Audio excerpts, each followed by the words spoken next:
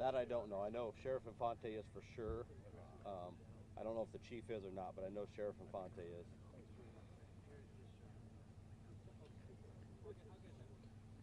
Is everybody good on camera stuff?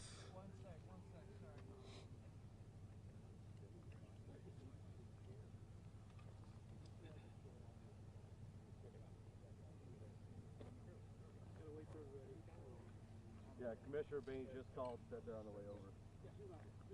So basically, we're still waiting. Sergeant Friesig, Sergeant Dinkla, our team of media people are getting ready to talk, and they indicated it would be moments. Now, as we have continuing growing number of media people here. Keep in mind the Iowa caucuses are a few days away, and so there's a lot of national media close by, and so there are great interest from them here to cover this situation. Here is the Sergeant Dinkla with the Iowa State Patrol. He's getting ready to make a few remarks to us. Is everybody good? Everybody got a good sound level? Just checking on the sound. Everybody got good sound? Check, check. 1, 2, 3, 4, 5, 6, 7, 8, 9, and 10. So, he handles a lot of stories like traffic and that kind of thing. But check, check. 1, 2. Okay. He steps up, and again, we're getting close to doing this here right outside the Perry Blue Jays football field.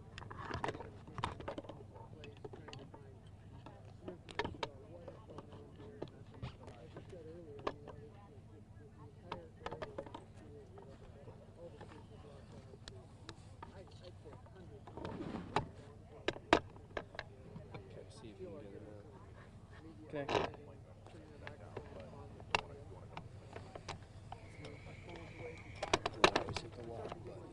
Make sure no taps.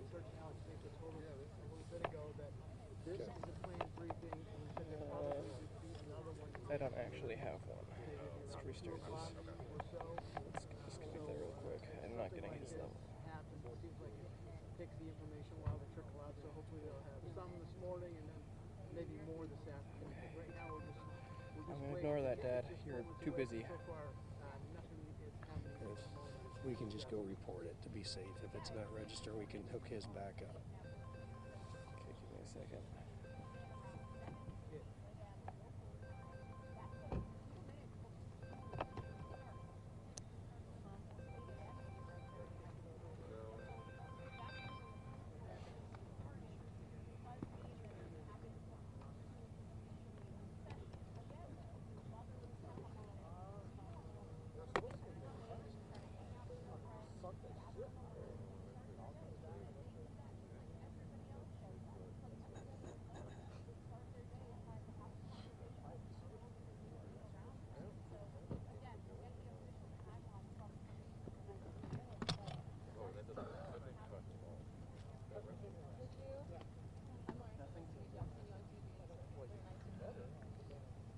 KDLS tailing.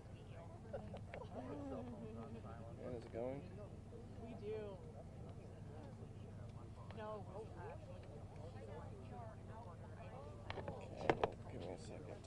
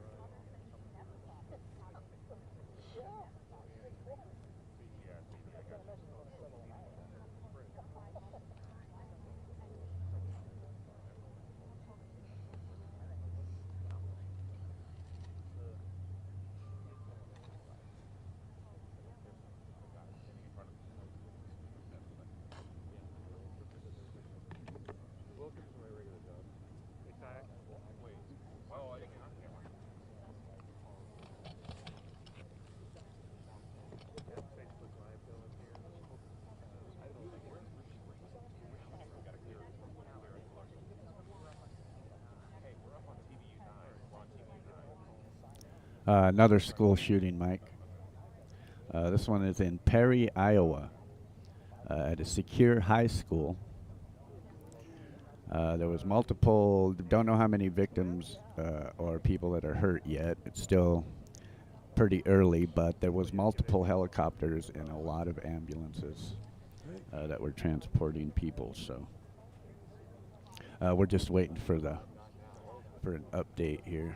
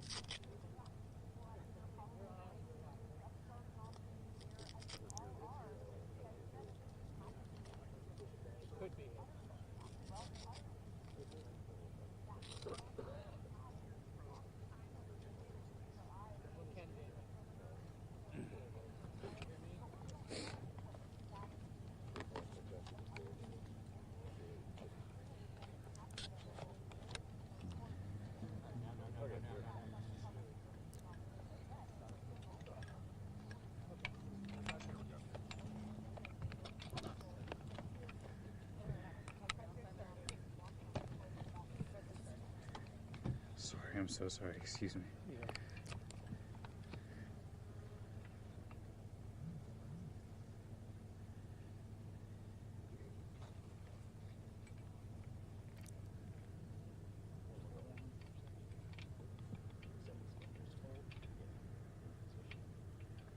You good? Let me turn this up. My name is Sheriff Adam Infante, INFANTE. I'm the sheriff here in Dallas County. It's not very loud. I'm I joined got by it our cranked state, up though. local, and federal partners here at the Perry High School. This morning at approximately 7:37 a.m., we had a Sears radio activation at the high school, which indicated an active shooter situation. An officer first arrived within 7 minutes of that activation and located multiple gunshot victims. We're still unclear of exactly how many are injured or what the extent of those are, but we're working on that right now. There is no further danger to the public. The community is safe. We're just now working backwards, trying to figure out everything that happened and make notifications.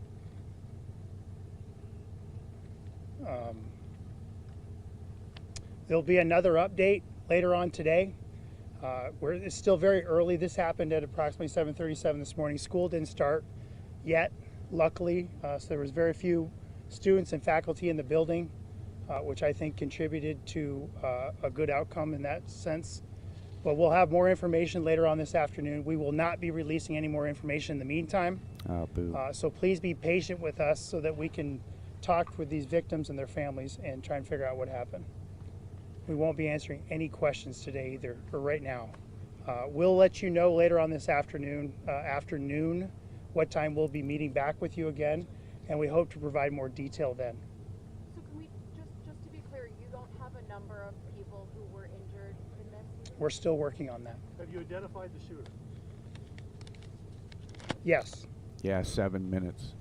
What's their current status? Are they alive or? We'll get to that later on this afternoon. Can you confirm if the shooter was a student at the school? I can't confirm that right now. Can you confirm any deaths?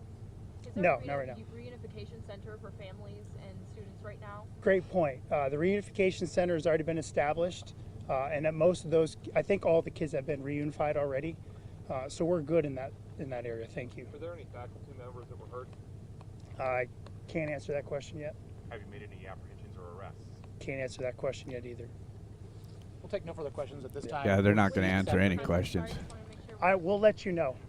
We don't know. Iowa Department of Public Safety will push out a message as far as location and time of the next press conference. Okay. So if you go to the Iowa Department of Public Safety website, it'll be posted there probably Shortly after noon. Shortly after noon.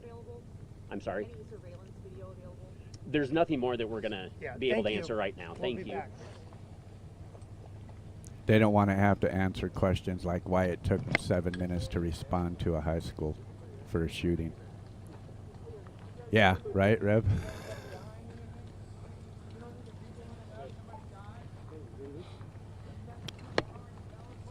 I was reading in another chat, they were talking about that it was a secure high school, that people were wondering how someone got a gun into a secure high school.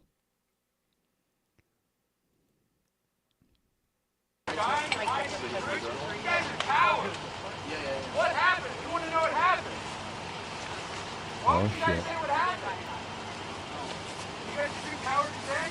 People are confronting them. Like, kids could be dead. You guys put 90 about it? You guys are pathetic.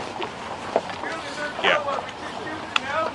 It's a looky look. We're American citizens. We don't get to know anything. Is that what the problem is? Why don't you guys answer a question? Yeah, get him. You guys can't answer any questions. You guys are mute. What's wrong? What happened? Yes, they absolutely are. Actually, they said that they weren't going to take any questions. They got questions anyway, but we didn't learn too much from them. I particularly asked, had they made any arrests or apprehensions, give an indication as to the status of any suspect in this shooting. They did not answer that, but we are expecting another update and also a press release later on. What you're seeing right now is behind the, looks like a random journalist who's trying to get questions answered from the state troopers, but obviously, I mean, they've already said that they're not going to be taking any more questions. But Dallas County Sheriff Adam Infante, he did say that this, they got what they called a Sears radio activation around 7:37 this morning. That's just before classes started.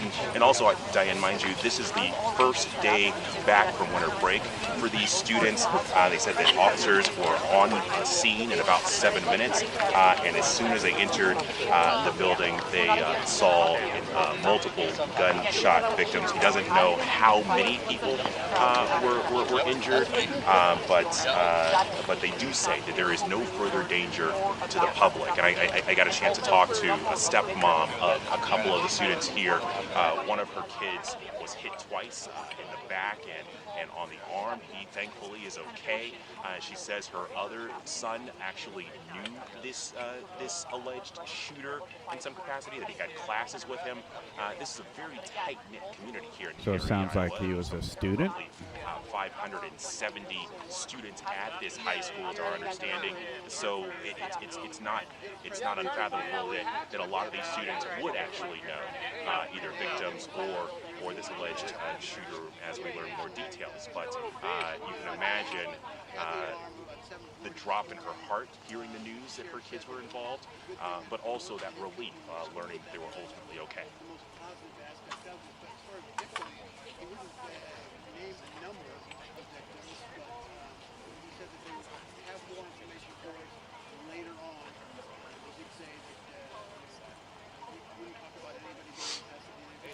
I mean, it's sad to say, this is my opinion.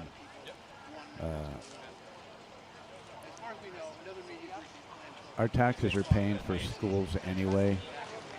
Why aren't we paying for metal detectors, security guards, plenty of retired veterans that would gladly come and do security during school hours? Droves of them would definitely. Especially in this day and age, how it's become popular, it seems. It's my opinion they should totally do that. And if you're a parent and you don't like the idea of metal detectors and security guards at school, fucking homeschool them. Can I switch cameras? The camera that I want to move right next to Yeah, non-mouse. You right. Yeah. You right. So, and my mic is clipped, right? The first portion of that, the first portion of that charts. I mean, like, we'll press. I don't know how to confirm it here without some assistance. Maybe that's something I can. I mean, I'm talking with Margolin. But the number on injured is that we've heard is way different. Tracy, it's 178. I appreciate that. I appreciate that.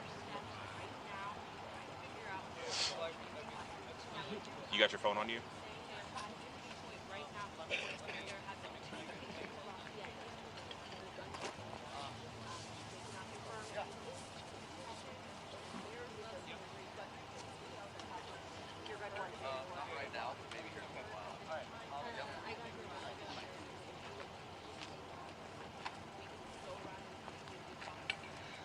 Yep.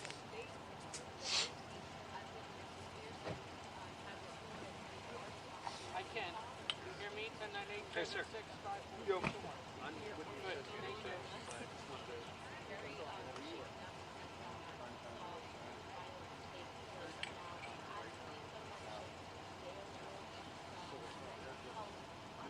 Yep.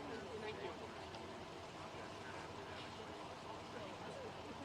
Information of the shooting, but it's frustrating if they won't tell us what happened. They won't say who's the shooter. They're campaigning uncovering. Thanks, same shit.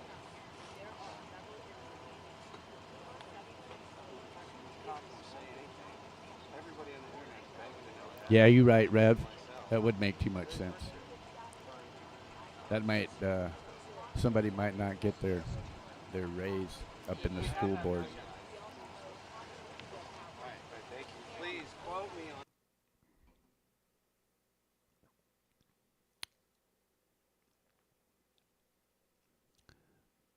on. Okay, so this says Perry Middle School, but the report said high school.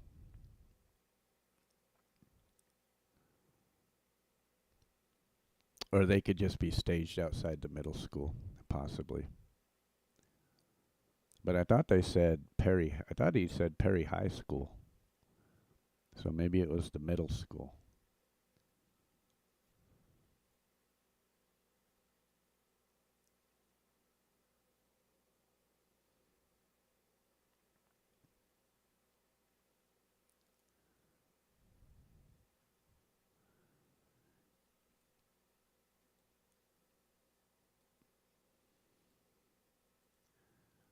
Either way, it's sad. Definitely sad.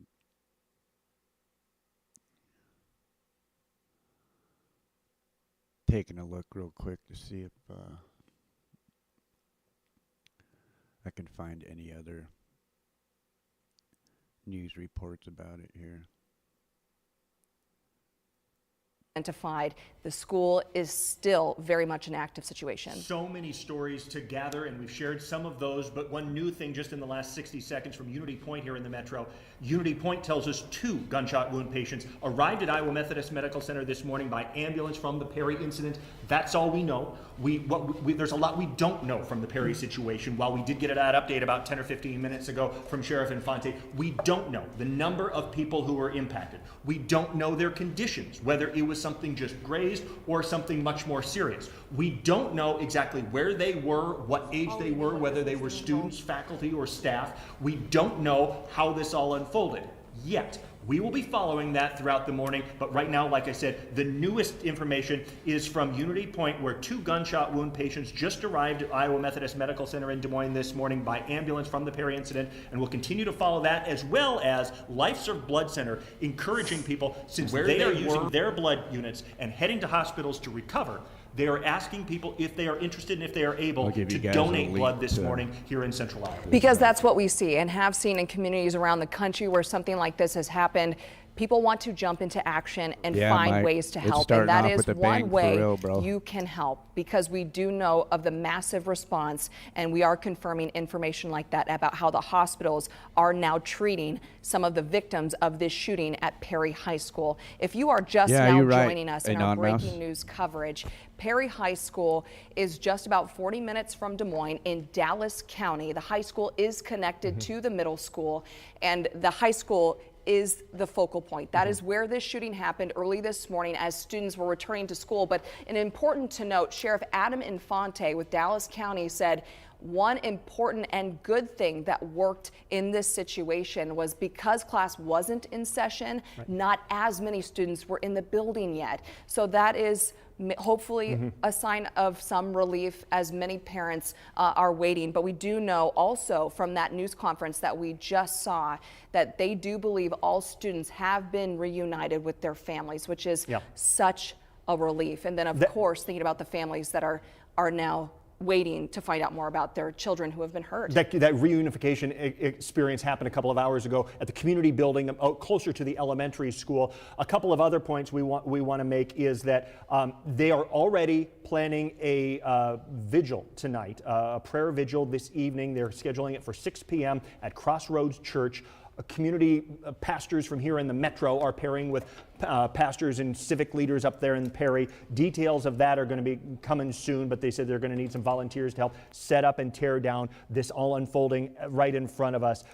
We have cameras. This one again is coming from south side of the school. So if you have come into Perry on Highway 141, the divided highway, that first intersection you come to right before the Super 8, you turn right. That gets you that cutoff street that goes by the Perry Pizza Hut and the Armory building.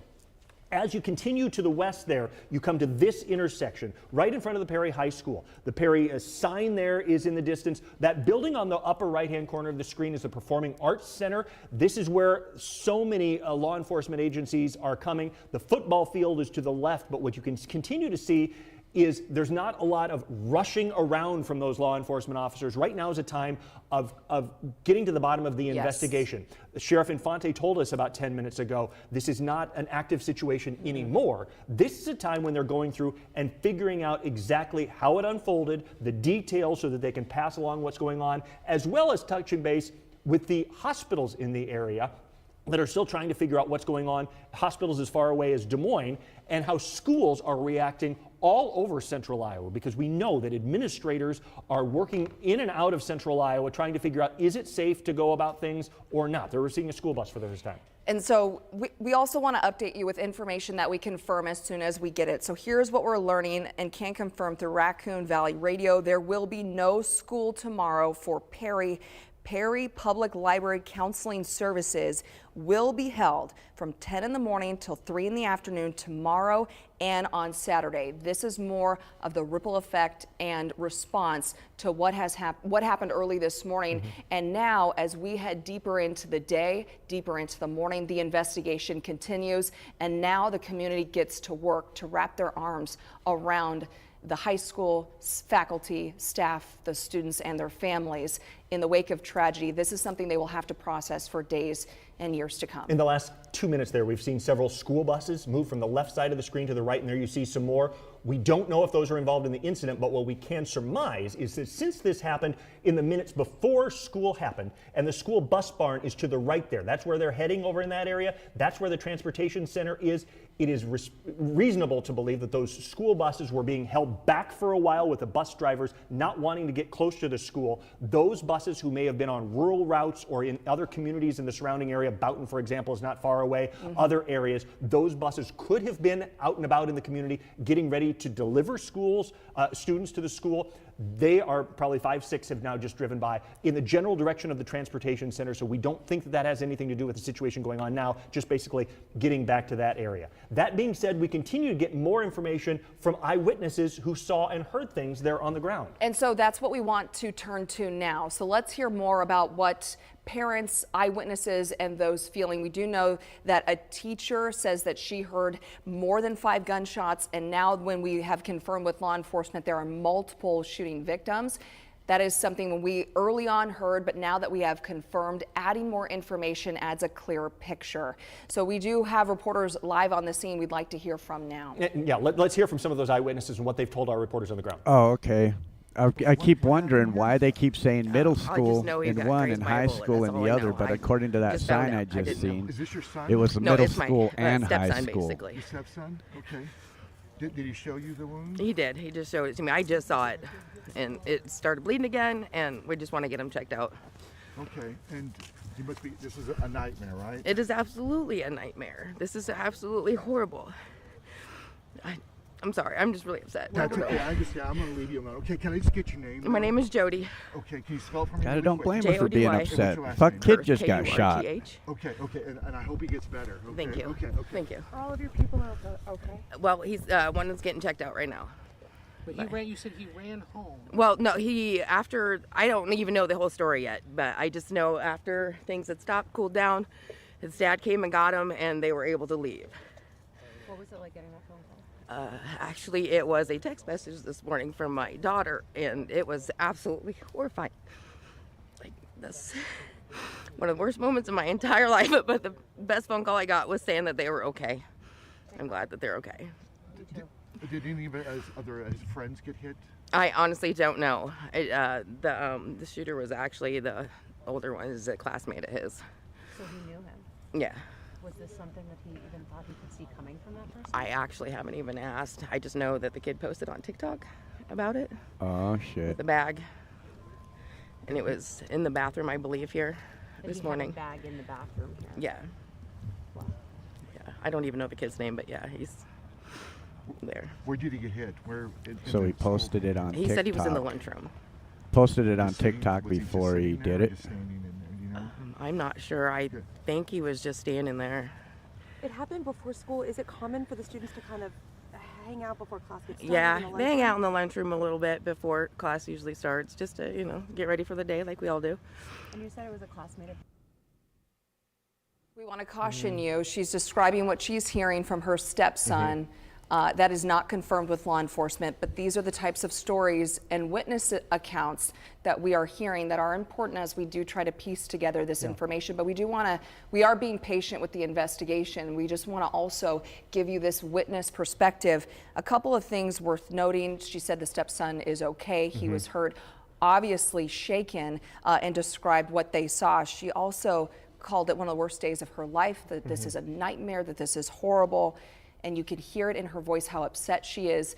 The text message now that no parent ever wants to receive. And that's the thing. We hear about this happening across the country. That being said, we all think what would happen if, but nobody thinks this is actually going to happen in their school on the first day back from holiday break at any point. But so many people had their phones buzzed this morning about 2.5 hours ago in Dallas County with stories sending them into a panic, but then also sending them into relief when some of them got that word. At the same time, we also know that some people have been sent to the hospital here in Des Moines, so there are a lot of stories that are not being done told yet. And that's difficult, and that is why Sheriff Adam Infante with Dallas County in that news conference said, we're going to be patient with us as we gather information. We want to be clear when we confirm this information. We do have Marcus McIntosh live at Unity Point. Let's get back to him with what he has seen in the medical response to this shooting at Perry High School. Alex, of course, there's been a big medical response to the shooting at Perry High School. We can confirm, you all confirmed earlier, that 2 gunshot victims from Perry were brought here to the Des Moines Hospital to Unity Point in Des Moines. Now, we can also tell you that there was a bevy of activity in the last half hour or so, but since then there have been barricades moved, meaning the outside is not on lockdown, but the emergency room is still on lockdown because of the situation in treating gunshot victims. Now, we also want to note that there were 2 Des Moines police officers' vehicles here. Those have since moved. That does not mean they're not still at the hospital. It just means they're no longer at the emergency room entrance for ambulance.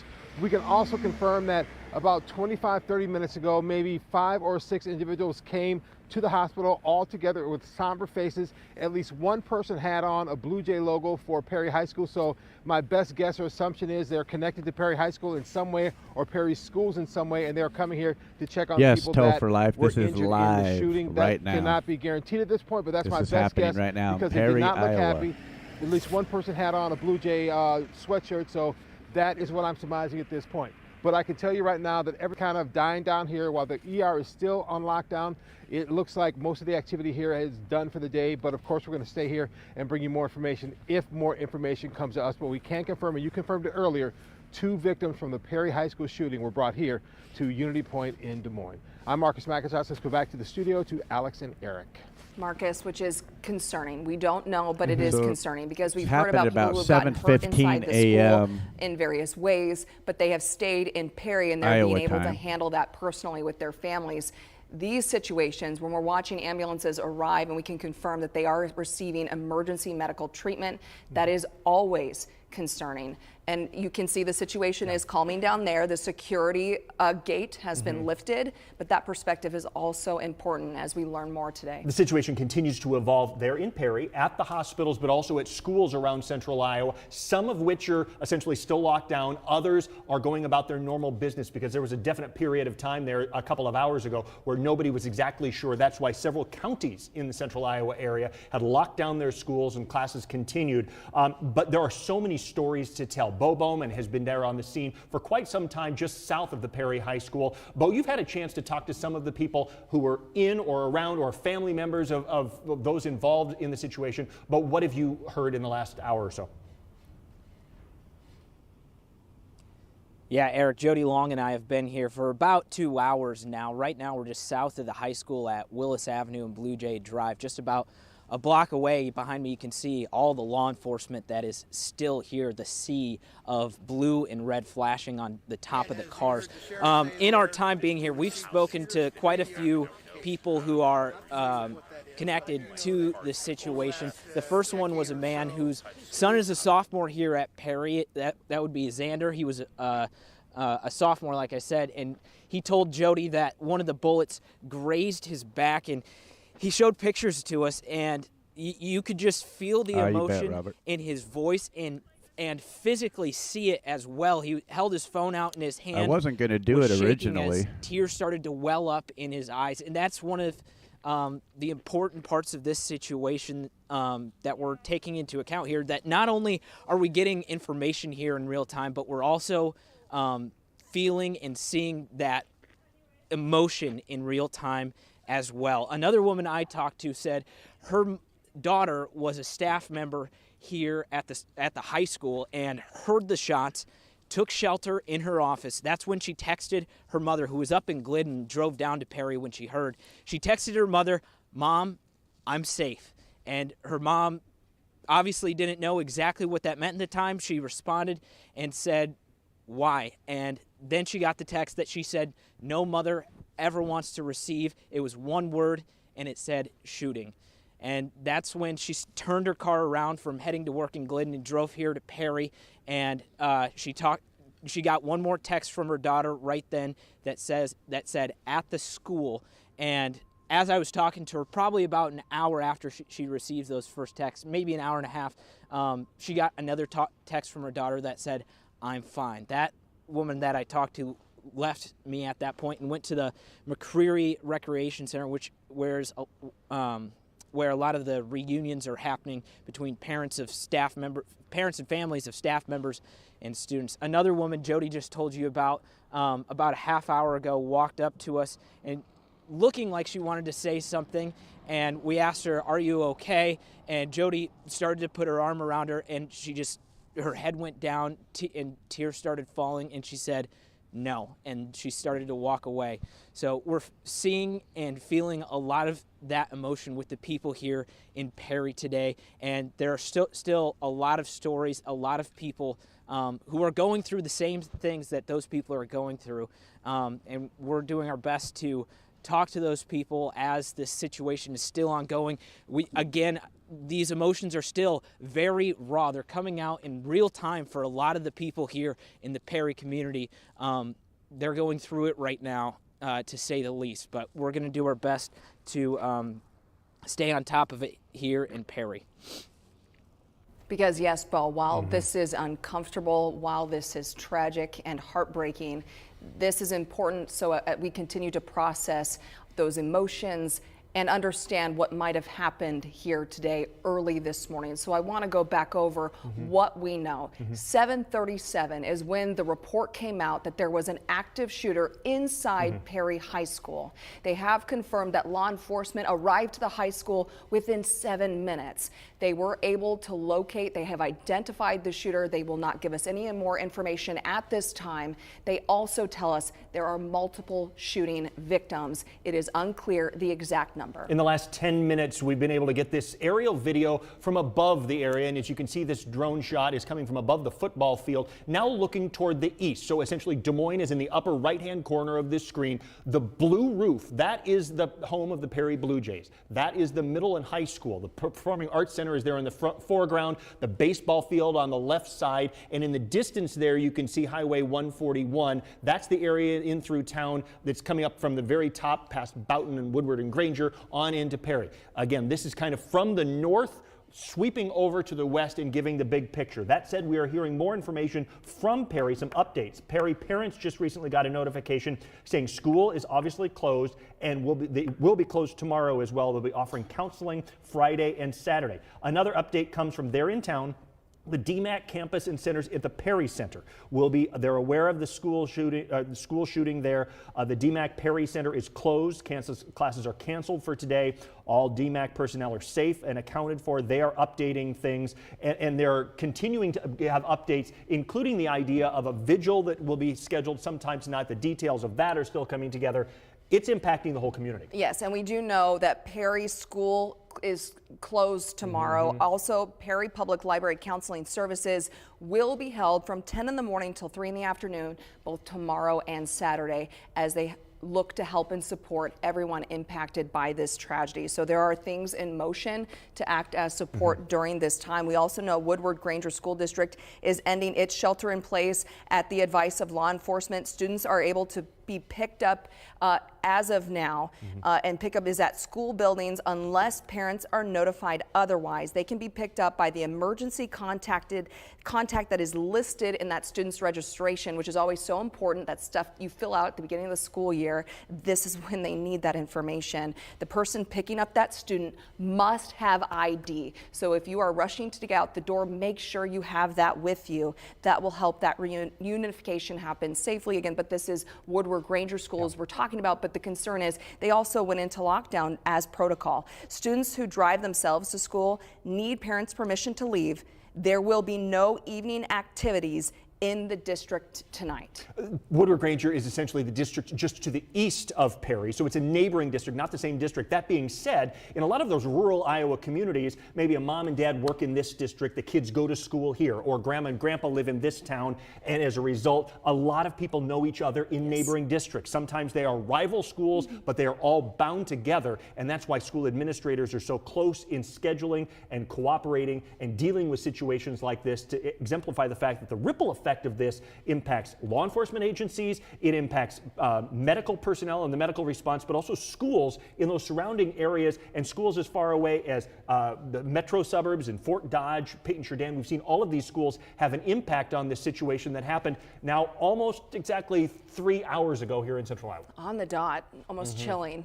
We first started hearing about it not 10 minutes later and sent crews immediately. So the law enforcement also from our area made it to Perry, which is about 40 minutes from Des Moines, but we've seen plenty of West Des Moines, Clive, Urbandale law enforcement, as well as medical emergency staff and ambulances make their way there. So we have been with you on the air as all of this was unfolding, and then it's only been 30 minutes since we finally confirmed some information with law enforcement, but that is normal. That is the process. They're going to continue to investigate, and they ask for patience as they confirm information. They want to be clear because rumors are flying. Right. People are going to be talking. That's the power of information and social media these days. One of the interviews mentioned TikTok. Yep.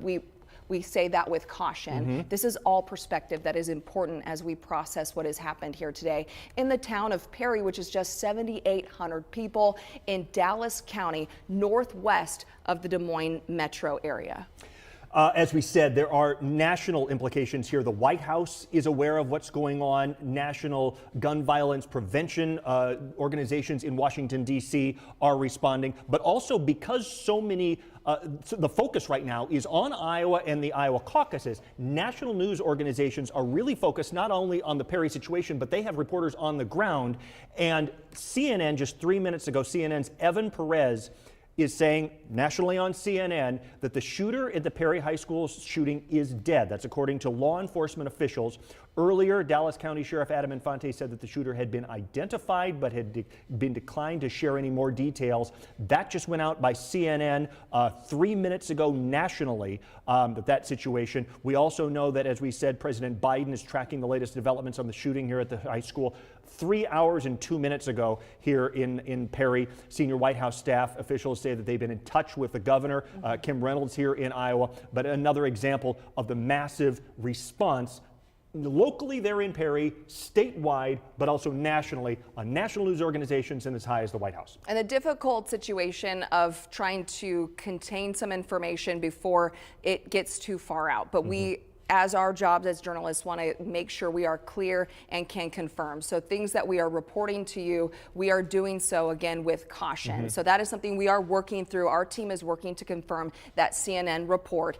These are things we have heard, but it is a very reputable source. So we are working to confirm that specifically on our end for you. There'll be another update. About 45 minutes ago, we heard the only official sound coming from officers there on the ground. In a press conference that was live here on KCCI, Dallas County Sheriff Adam Infante talked about what unfolded in the minutes. They didn't say shit. In the minutes after 7:30 a.m. this realize morning. I was It's been muted. about 45 I was saying, minutes. yeah, our astrology. I don't remember seeing that any interview, that news conference from Dallas County Sheriff Adam Infante, and listen to what he said. any handguns in high school at all. My name is Sheriff. It was all Adam rifles. It was all hunting rifles. INFANTE. I'm the sheriff here in Dallas County. I'm joined by our state, local, and federal partners here at the Perry High School. This morning at approximately 7:37 a.m., we had a Sears radio activation at the high school, which indicated an active shooter situation. An officer first arrived within 7 minutes of that activation and located multiple gunshot victims. We're still unclear of exactly how many are injured or what the extent of those are, but we're working on that right now. There is no further danger to the public. The community is safe. We're just now working backwards, trying to figure out everything that happened and make notifications.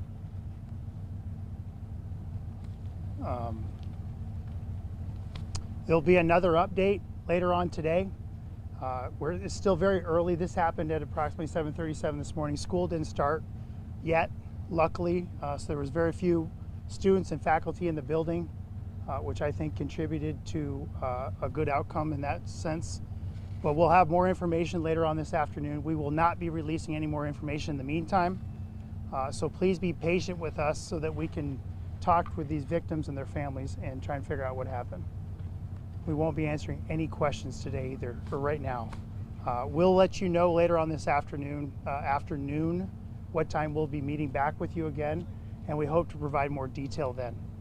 So can we, just to be clear, you don't have a number of people who were injured in this? We're still working on that. Have you identified the shooter? Yes. What's their current status? Are they alive? Oh, Had we'll to go get get to me a that big later on old this glass of afternoon. OJ. Part of the shooter was a student at the school? I can't confirm that right now. Can you confirm any deaths? Is there No, a not right now. reunification center for families and students right now? Great point. The reunification center has already been established, and that most of those, I think all the kids have been reunified already. So we're good in that area. Thank you. Were there any faculty members that were hurt? I can't answer that question yet. Have you made any apprehensions or arrests? Can't answer that question yet either. We'll take no further questions at this time. We'll see you this afternoon. Sorry, just want to make sure. I will let you know. We don't know. Iowa Department of Public Safety will push out a message as far as location and time of the next press conference. Okay. So if you go to the Iowa Department of Public Safety website, it'll be posted there probably Shortly after noon. Shortly after noon. I'm sorry. Yeah, Rev, the report definitely came out that the shooter was unalived. Dallas County Sheriff Adam Infante about 45 minutes ago updating with what little information they knew at that point, promising more information in the distance, in the not too distant future. That being said, what we've told you all morning is a case like this, the big response that goes on, so many different perspectives to take into account, also a building that size of figuring out exactly what's going on. It takes a while for their own safety to make sure that the information is correct, to get all of the details out. Right now, all we know is active shooter, and since then, we have learned more information, including what's going on at hospitals, folks arriving in the Des Moines area, and the ripple effect that this has had, not only there in Perry, but really all over central Iowa and beyond. And we know there are 7.5 minutes response time. Campus still blocked off. They're being very selective of what vehicles they let in and out. We do know, at least according to Sheriff Adam Infante, they believe all students have been reunited with their families, so that is important to note. We also have been talking about the statewide, community-wide impact. We're hearing from Des Moines Public Schools that they've sent out a statement saying while today's shooting in Perry was isolated, it is a stark reminder about why our investments in efforts like security are needed and continue to be enhanced. Our hearts go out to our colleagues and everyone in the Perry community. School shootings, no matter where they happen, are always a concern for those of us who work in education, as well as our students and our families. Our counselors are available today for students or staff who need a space to talk about their concerns. That is unfortunately what we know. This feeling we have felt when we watched it play out in Uvalde, when it happened here in Des Moines at East High School. This, as they take time to process these tragedies, the feeling that never quite leaves is the fear. Is my child next? Is my local school next? If your husband or wife is a teacher, is it their job that's next? So these are the things we're going to continue to piece together and feel through I'd be as a worried community. too. And as community support, like we're hearing from Des Moines Public Schools, sending out a statement saying we are with Perry today and always. There with these live pictures coming from the southwest corner of the Perry High School, you saw officers putting out caution tape. Essentially, they're able to get their feet under the ground, and we know the response is not as immediate as it was when we went on the air a couple of hours ago. Now we've been on the air for almost 2 hours nonstop, almost 3 hours ago since this all started to unfold. And around 7:45 this morning was when we started to hear that first response, and we heard from so many people out on 35 and 80 and 141 asking us what was going on with the incredible emergency response of officers screaming down the 4-lane roads, all headed northwest of the metro, heading toward Perry. Now you can see some of those officers, including that state patrol officer right there, driving away slowly. Much different than the response they had when they arrived there on the scene, because quite simply, the situation there at the school has stabilized. The investigation is just going, but that is one state patrol officer that came from who knows how far away. That area there with the Pizza Hut in the distance and the armory there in the distance there, the bus barn, and then the performing arts building there in the distance. Yeah, that's Still sad. an incredible response in securing the situation while the investigation continues. But that being said, things are kind of starting to quiet down as it takes the next step. That being said, also what Alex said was the different school districts, even though they weren't Uvalde, in lockdown, they're responding now. Emails are going out from administrators I think around they Central waited Iowa, from Des outside Moines for and West Des Moines and Fort Dodge. an extraordinary amount of time before they even went reinforcing in. and encouraging parents to take a deep Yeah, breath. that was knowing horrible. Their school is proceeding in some districts. Other districts have called off for the day, like Woodward, Granger, and places like that you can pick up folks. But that being said, folks around Central Iowa are reacting and evaluating their own security situation, which will unfold as more state troopers leave the situation there in Perry, and as more families start to get the story of what happened in what folks heard in the parking lots, in the hallways there at the high school and middle school, almost exactly 3 hours ago there in Perry. Parents are writing in saying not in Perry schools. Their students are spread out throughout Central Iowa, but they're writing in to me telling me, I wish I could go grab my kid out of school and hug him.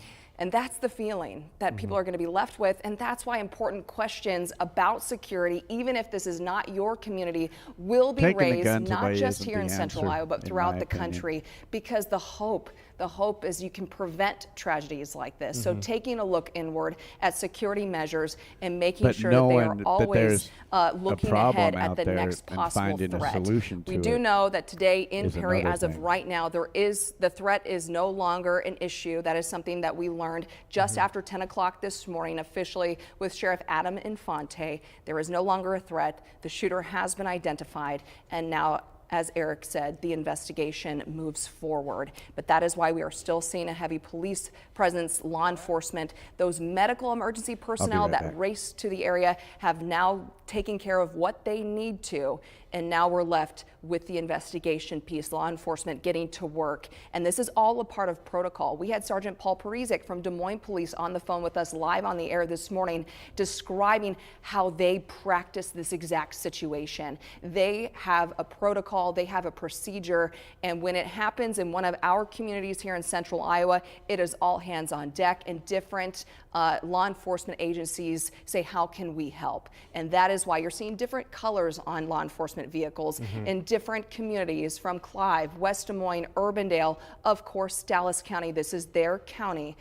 And state troopers, as well as the state is there. DCI is also there investigating, the Division of Criminal Investigation. Dallas County Sheriff Adam Infante would give only very brief details, but as we said, CNN is reporting two things. Number one, that the White House is currently monitoring what's going on in Perry, watching it from a national perspective. But CNN is also reporting as of 14 minutes ago that the shooter in the Perry High School shooting is dead, according to law enforcement officials telling CNN that. Earlier, Dallas County Sheriff Adam Infante said that the shooter had been identified but declined to share more details. They told us that they would have an update again in the not too distant future. That said, that's all they said when our Alyssa Gomez was there at a press conference just 45 minutes or an hour ago. And we have continued to check in with her as we have gone through this morning, because she was one of the first ones on scene, and certainly first from our crew. So her first views were incredible as we were on the edge of our seat waiting to find out what was going to happen. CNN reporter Betsy Klein, who has reported here in the Des Moines area, that name may be familiar to you, posted on X, formerly known as Twitter, saying President Joe Biden is tracking the situation in Perry and has been in touch with Governor Kim Reynolds' office. That is, again, the response to this. It goes far beyond our state's borders. Yeah, our reporters continue to be all around that school, including Jody Long, who has a live interview there. So many stories to share. Jody, what's your perspective and what can you tell us? Well, Eric, we are still outside of one of the entrances into the Perry High School / middle school area. And as we have been standing here throughout the morning, the police presence has significantly dwindled down, but we've also been seeing more bystanders come up. I had a chance to speak with this young man. His name is Seth Dillinger. Seth recently graduated from Perry High School roughly 2 years ago, but he tells me that his two younger brothers, they're twins, are enrolled in school here. And Seth, this morning was a pretty scary one for you and your family. Oh, yeah.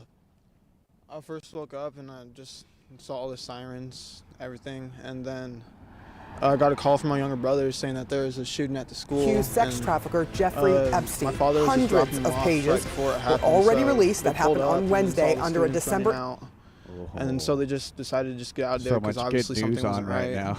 Yeah, Seth told me that they pulled up to the school approximately at 7:35. We know from police and investigators that the first call for help came in at 7:37. So, I mean, just Right on the money right there, Rev. split seconds here in between your Making brothers firearms being dropped illegal off makes much sense. and this Making driver's incident license happening. illegal to stop but drunk they're driving okay. is absolutely Fine, 100% just correct. a little shooken up, obviously. Everyone here is, small community is kind of hard not to be. Mm-hmm. Yeah, this is a small town. Of course, we know that the student body here is one that is also fairly small too. And Seth, you graduated here not a reliable news source. You graduated Neither from is the high Fox. school about 2 years Any ago. of them, And Seth, you They all just have paint an a picture for agenda. us. What Trying the to find what the an school community unbiased is like news here. source is virtually it's small, impossible. and very close knit. Yeah, very close knit. Everyone knows each other, so just something like this to happen is, very out of the blue. Mm-hmm. Very, just shocking. Yeah. Seth, we really appreciate your time, and we're so thankful to know that your twin brothers are safe. Once again, Seth Dillinger here tells us that his father was dropping off his two younger brothers at the middle school entrance, which is what you're seeing right here. That's that white and blue awning. That's actually the entrance into the middle school. And when his parents were dropping off the boys at around 7:35 this morning, they didn't make it too far out of their father's pickup truck when they saw children running out from the school. That's when they knew something was bad. They left the scene and went home, and Seth tells us they actually turned on our news station, KCCI 8 News, to learn more of what was happening here. So as things kind of die down in this area, less of a police presence, we are hearing and seeing more from those in the community that just want to know what happened. And that's the thing, Jody, what we've heard so many times Yeah, is in exactly, a community the okay. size of Perry, everybody knows everybody. And whether it be a teacher, a student, a staff member, a member of the police department, the first responders, the medical community, people know each other. And so this hits home in any community, but especially in a community like that where, kids were just planning on coming back for this first day after break, planning on sharing their stories of what they got for Christmas or where they spent New Year's Eve. All this unfolded about 10 minutes before the bell, which, as the sheriff said, that timing was very important because it sounded like he was confident that the timing, specific timing of that 10 minutes before the bell, instead of right after the bell happening or when classes were unfolding, was so important of what exactly happened. There's a lot we don't know, but those individual stories are what we're going to have to weed through as we piece together what unfolded. And it was eerie when he did say that because the thought of what could Well, have and they been, said that he and posted the on more TikTok victims that right could before. have maybe like piled So up. I'm sure if, that it's already if been this happened taken later down. in the day. Class was going to be in session at 7:55. This happened at 7:37. So not the full student population in the school at the time, but this did happen within the hall, like inside the school. So that's something we're hearing is people who got hurt were in the hallways. We have Alyssa Gomez, our first reporter on the scene very early this morning. She has seen all different angles of the campus, and you're in front of the school now. Alyssa, what more have you noticed as the situation has evolved from those very tense moments when you first arrived to this time now at 10:55? Well, Alex, Eric, we've been able to get a little bit closer to the Perry Middle School. You can see right behind me, police have just put up this yellow tape right here surrounding the school. And I know it might be repetitive to walk through what we already know, but for anybody just tuning in, here's what we've learned so far. Police arrived on scene around 7:37. They got the call around 7:37, arrived within 7 minutes of getting that call. We're able to identify an active shooter. That shooter, again, has been identified, but they will not release a name or identity of that student. They did locate multiple victims, and like you said, the timing of this was so important. School hadn't started yet, so few students were in the building.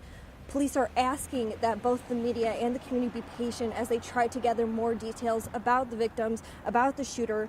We don't know exactly how many people were injured in this situation. We have heard traumatic stories from people that Bo has talked to, from people that Jody has talked to, people that are just happy to know that their families are safe.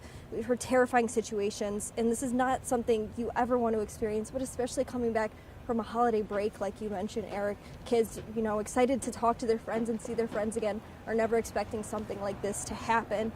We've also seen so much national media here planning to cover the caucuses, but arrives instead to this scene. So this is a national story that many different outlets are following. And as of right now, the most important thing to remember is there's no active threat to the community, and we'll continue to follow this as it unfolds. Alyssa, one thing you noticed and one thing you mentioned was the response on your drive up. It's been a while since you've mentioned that. On 141, you're driving up there. It's usually about a 40-minute drive. But describe how fast some of those officers were heading on their way to Perry from the metro area, because a whole lot of suburbs responded, a whole lot of medical personnel responded. What was that like on your way into town? I mean, I turned to our photog, Mike, and he even said, this is not something I have ever seen before. The police presence was huge. We saw police squad cars zooming past us, ambulances, fire trucks from multiple different municipalities, West Des Moines, Urbandale, Clive, State Patrol, it was just a sea of red and white heading to this very location. We had to pull over multiple times to make sure they got through, so it was a much longer drive than it usually is to get up here. But it was just wild to see how many people responded to that situation and were quick to the call too. Even, you know, Infante was thanking the different municipalities that responded to this call. It's been a lot. And Alyssa, the news continues to trickle in. CNN and now AP are both reporting the Iowa shooting suspect is dead of an apparent self-inflicted gunshot, but one of those shot, the AP says, is an administrator in Perry. So we've been talking already. We've had stories of students being hit by gunfire, but now AP officially is saying the Iowa shooting suspect is dead of an apparent self-inflicted gunshot. One of those shot, the AP says, is an administrator at the Perry district. The story continues to evolve as a response continues to evolve, as more stories from what happened now 3 hours and 15 minutes ago there on this first day of school back after winter break continue to unfold. More details coming in. And to be clear, we have been inundated with information, but we are very careful and vet very carefully what we now relay on to you, the viewer in Central Iowa. So we feel safe confirming that information through AP as a source. And we also want to say we're getting statements from all over the state at this point, which we'll continue to share with you as the community starts to rally behind the Perry community. And as we can continue to try and understand what happened here today, like the medical response. Yeah, the medical response has been huge. First, the helicopters took off from Des Moines and ambulances started running toward Des Moines. Over the last couple of hours, Unity Point has told us that at least 2 people involved in the shooting have come to Des Moines and have been delivered by ambulance and air ambulance into the metro area. That's just part of it. We saw some of those ambulances coming in a little while ago into the Des Moines metro, usually about a 40-minute drive, but as you can see, we don't know if all of these are specifically involved, or who knows if it would have been a heart attack here in Des Moines or something like that. But we do know that our Marcus McIntosh was at the scene there at Unity Point as several ambulances pulled up, and now the hospital is confirming to us that 2 people are in the hospital who came from the Perry High School, and that's just Unity Point. And those are victims of this incident inside Perry High School, the shooting there. We also want to talk about other community response, like LifeServe Blood Center is saying they are currently providing blood and blood products to Des Moines area hospitals in response to the shooting. It is the sole provider for blood to all hospitals in the area. So they're saying anyone interested in donating in response to the situation can schedule an appointment online at lifeserve.info/schedule, or you can walk into any LifeServe location. We always hear from communities in times like this that they want to help. How can I help? LifeServe is saying this is one very powerful way that you can help. There's a helpless feeling about something like this. When you're sitting at home and you know this is happening in your make sure you're on community, live chat. You want to be able to help. Part of it is just praying and I don't gathering block together anybody and over giving here hugs unless and they just have like a being derogatory shoulder to name. cry on, but also the opportunity to give blood. The impact here has been really, it just continues to spread. Our KCCI's Kayla James has been in contact with some of the folks there in the Perry area. Kayla, what can you tell us this morning? Hi, Eric, Alex. Quick response here, like you guys have been saying all morning. We actually, my boyfriend and I have family. My stepson is part of the Perry School District. He's in the elementary school. And so what I'm hearing is also what we're hearing, from the school district. Gratefully, they got in contact with parents, guardians, family around 9:30, telling them there's no school today or tomorrow for obvious reasons. And they called back again 40 minutes later to let parents and guardians know that they are setting up counseling for families, for students tomorrow and as well as Saturday. This happened so early, so like you all mentioned before, thankfully, many kids were not in school yet, whether it was the middle and high school, which are connected together, or the elementary school. Myself and my boyfriend Isaac, we actually got in contact and heard from family about what was going on sometime after, I'd say around 7:40, 7:45 or after. And that's when we kind of found out what was going on. But from what we're hearing, kids were immediately told if they were not at school, do not go to school, or turned away from going to school. But that's what we know right now. We all just know the Perry School District is really good at getting in communication. This is my personal opinion, with my stepson going here, is good at getting in communication with parents and guardians as soon as they can. So we already know. Kayla, I was just going to say, you're wearing two hats here. You're covering this as a journalist, but also since your stepson goes to school there. We know what we felt, and we've heard the stories of what happens when you hear that on the scanner, the active shooter situation, or you hear it on your text message. Put on that hat of knowing somebody in the school building. Your phone goes off, you look at it. Describe what goes on in your mind this morning when you don't know many details, but you know the danger that's going on. What played out around 7:45 for you this morning? For a lack of a better word, it was just very concerning and scary.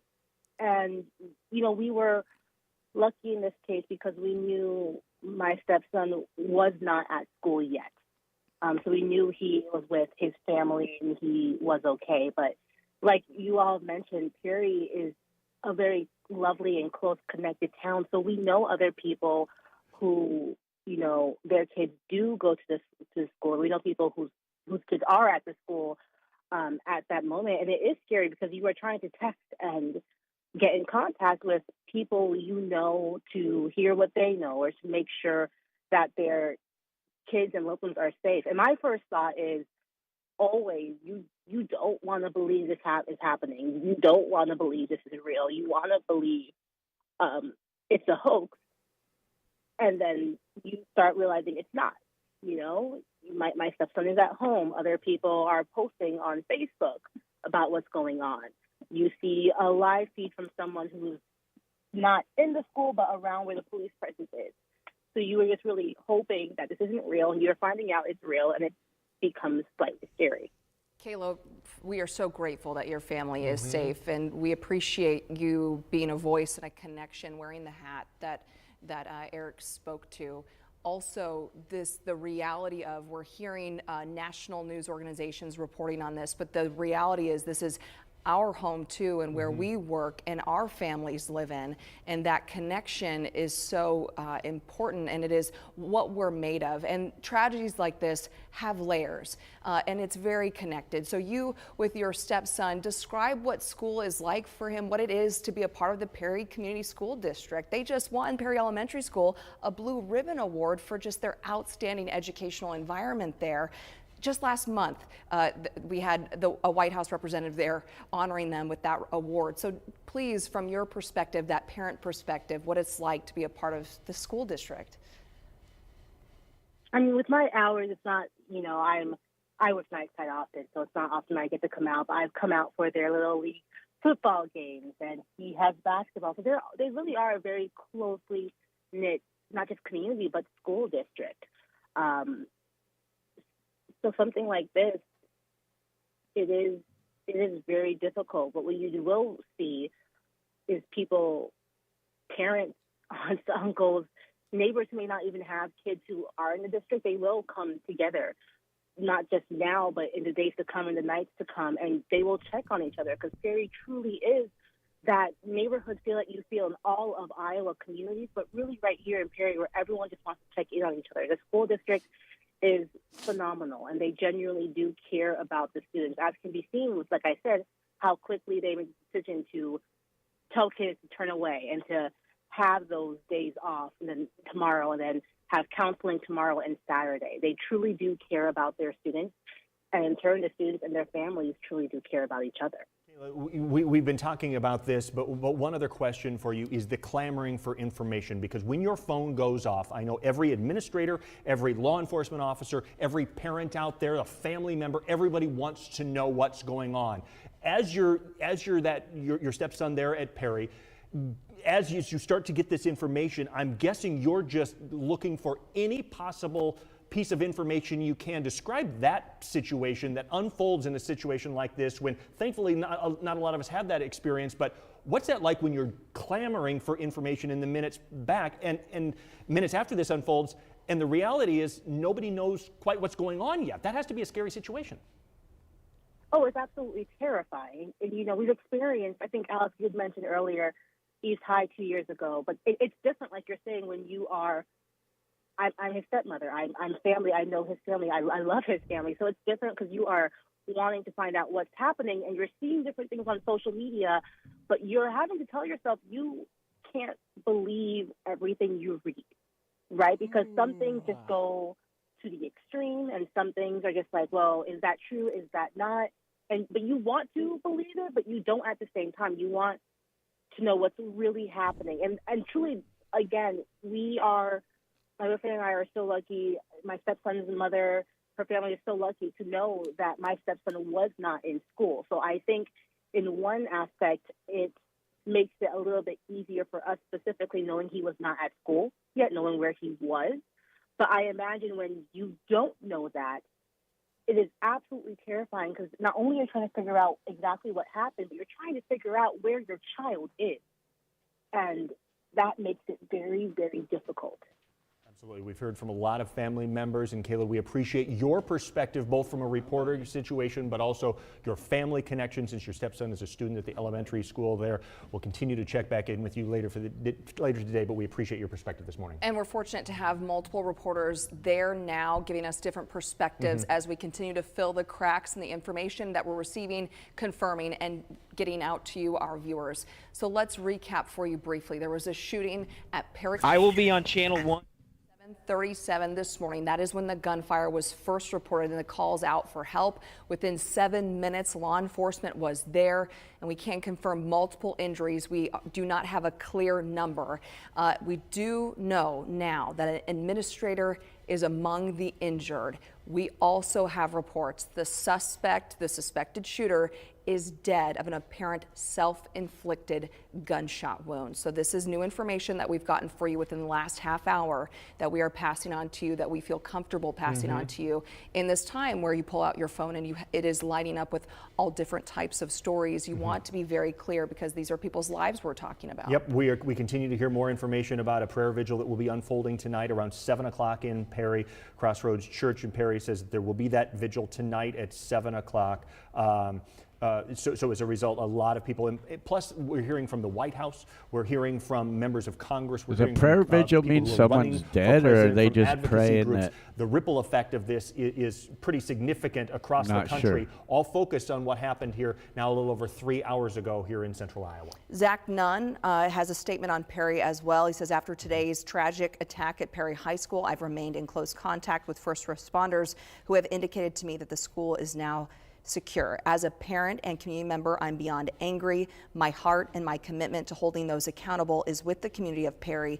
We have a duty to protect our children, families, and educators. That sentiment is being felt, and we're going to continue to release these statements to you as important people react to this and want the community of Perry as well as Iowans to know this is something that we are going to address as we learn more about this tragedy, because as this investigation continues, and he mentioned accountability, that will come.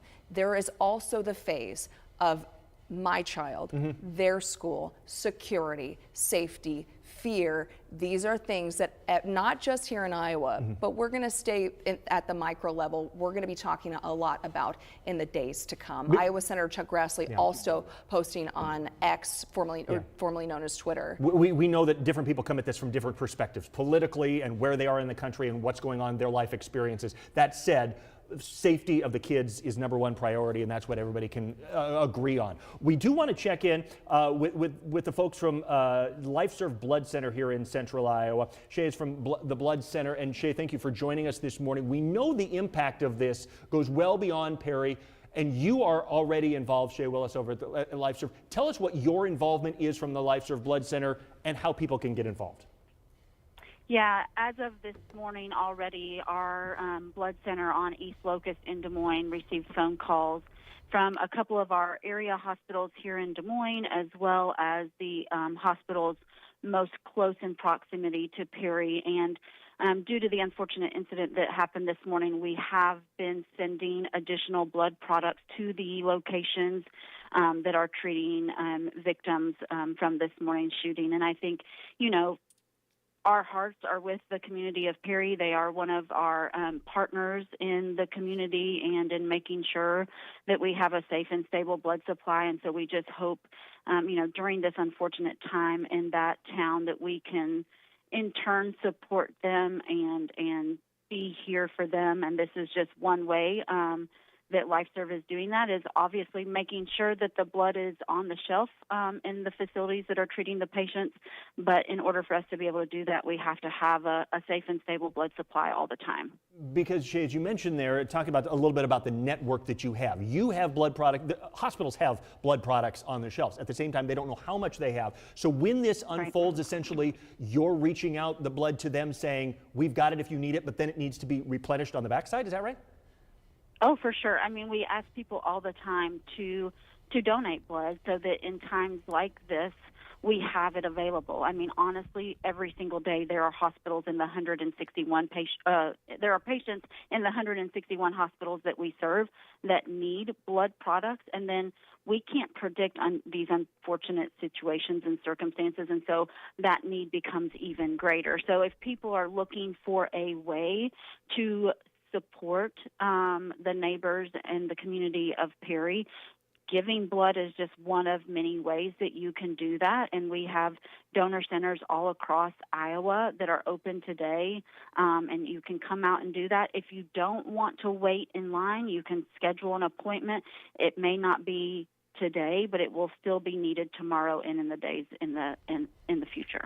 This call to action is important. So when you ask for this big call out for people to come and donate, is there anything else someone should know or think about before they go and donate blood?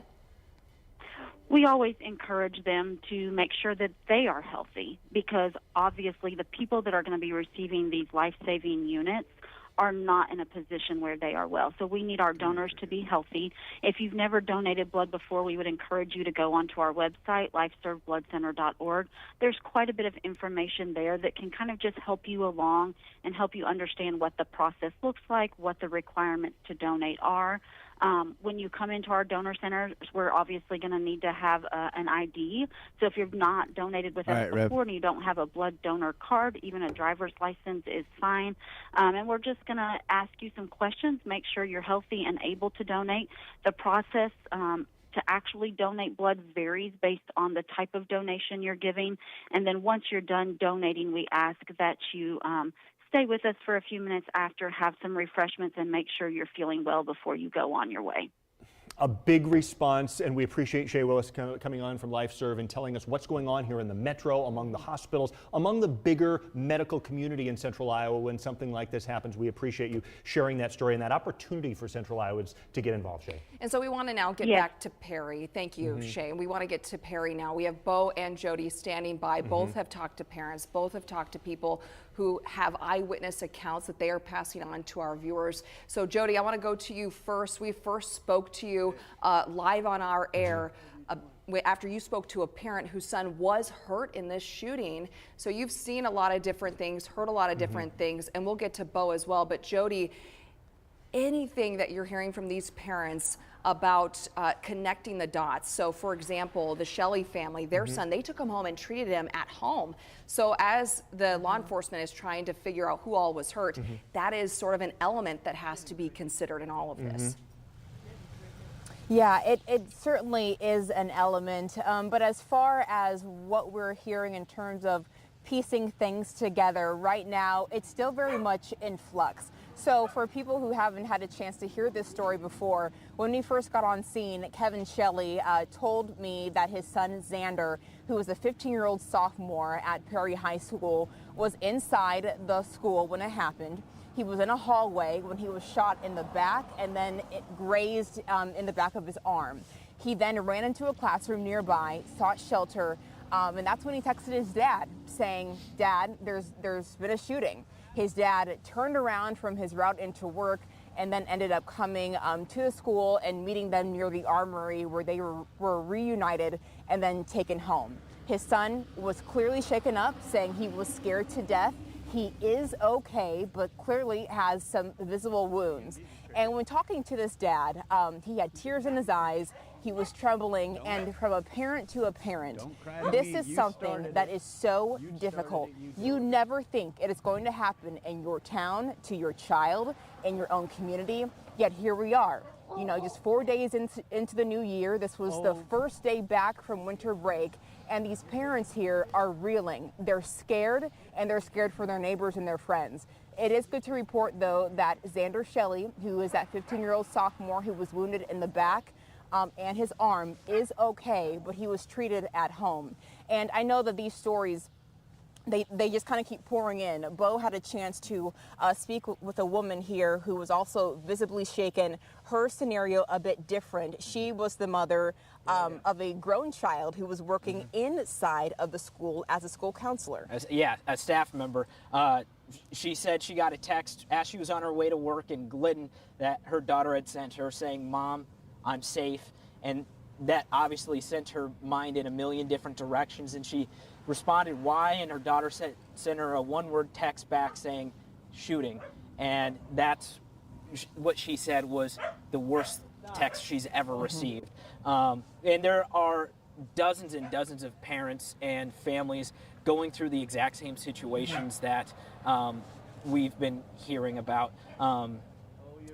We spoke with a young man just a few minutes ago whose brothers were about to be dropped off at school, Jody. Yeah, and this was a little bit chilling, right? So Seth Dillinger graduated from Perry High School 2 years ago, but his younger twin brothers are in 8th grade at the middle school, and their dad was dropping them off at school at 7:35 this morning. Police tell us their first calls into the incident that happened at the school came in at 7:37. So as these boys were hopping out of the truck of their dads and saying, "Bye, have a good day," they were running toward the school when all of a sudden they saw kids running out of the school.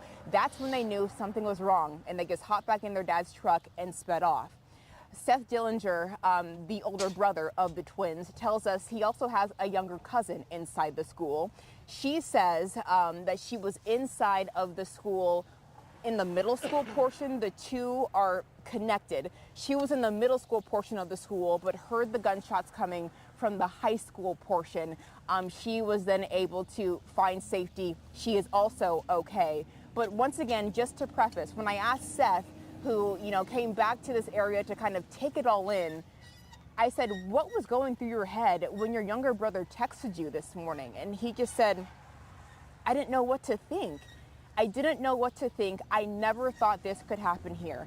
And how many times have we heard this, right?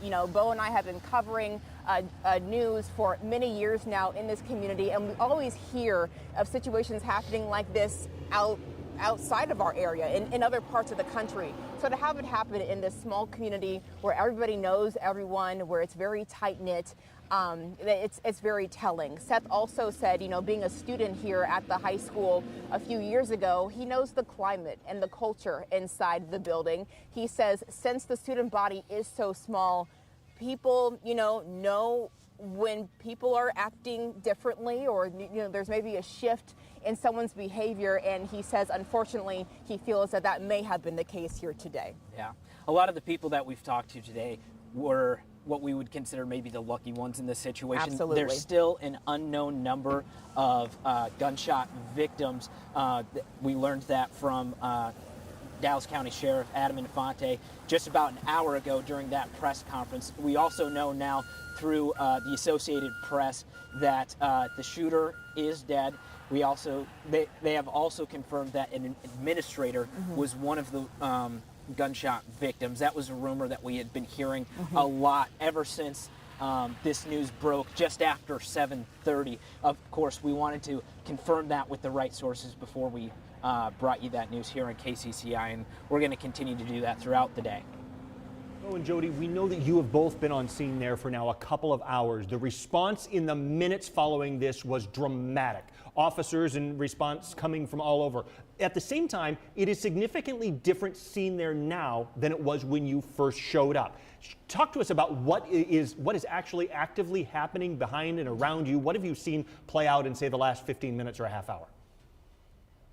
I can tell you this, Eric, that we have been able to move our cameras a bit closer to the scene as police cars and units have totally spread out throughout the area. So traffic is back open here on the main drag of Willis.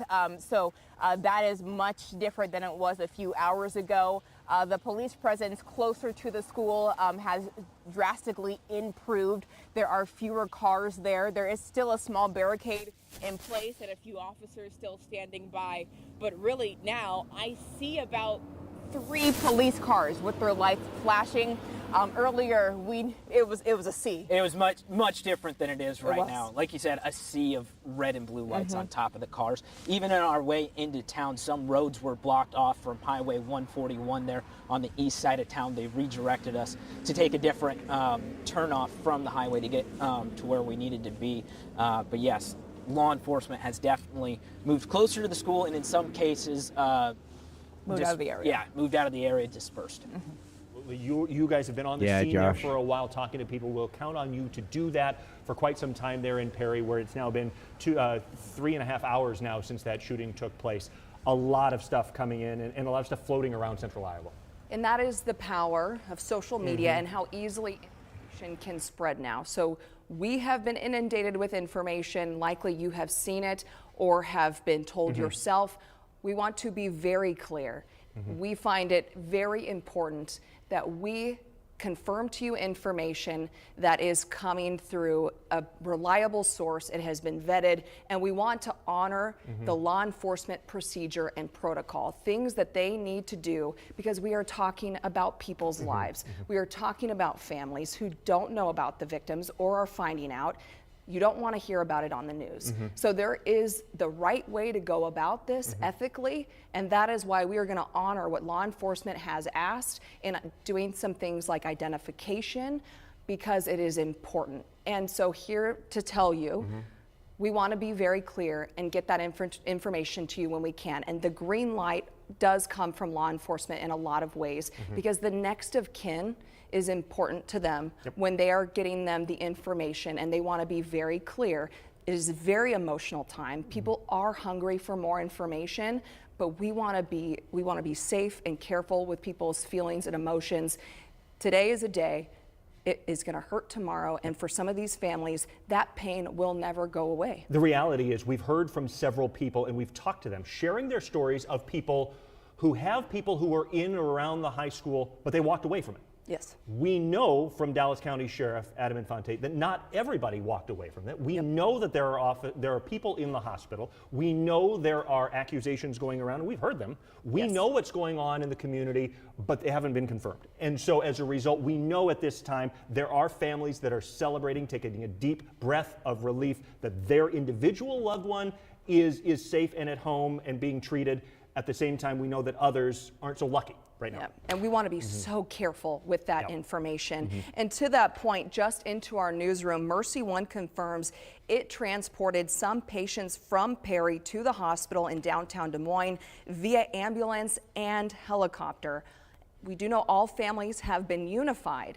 No other information about how these people are doing is being released at this time. That is official information from Mercy One. That's right. It's now been about an hour and a half ago since we first heard the only official news conference from officers with the Division of Criminal Investigation with Dallas County Sheriff's Office. They continue their investigation, but it's been a while since we let you hear directly from Dallas County Sheriff Adam Infante. So let's let him tell the story of what he knew as of about 10 o'clock this morning. My name is Sheriff Adam Infante, I-N-F-A-N-T-E. I'm the sheriff here in Dallas County. I'm joined by our state, local, and federal partners here at the Perry High School. This morning at approximately 7:37 a.m., we had a Sears radio activation at the high school, which indicated an active shooter situation. An officer first arrived within 7 minutes of that activation and located multiple gunshot victims. We're still unclear of exactly how many are injured or what the extent of those are, but we're working on that right now. There is no further danger to the public. The community is safe. We're just now working backwards, trying to figure out everything that happened and make notifications.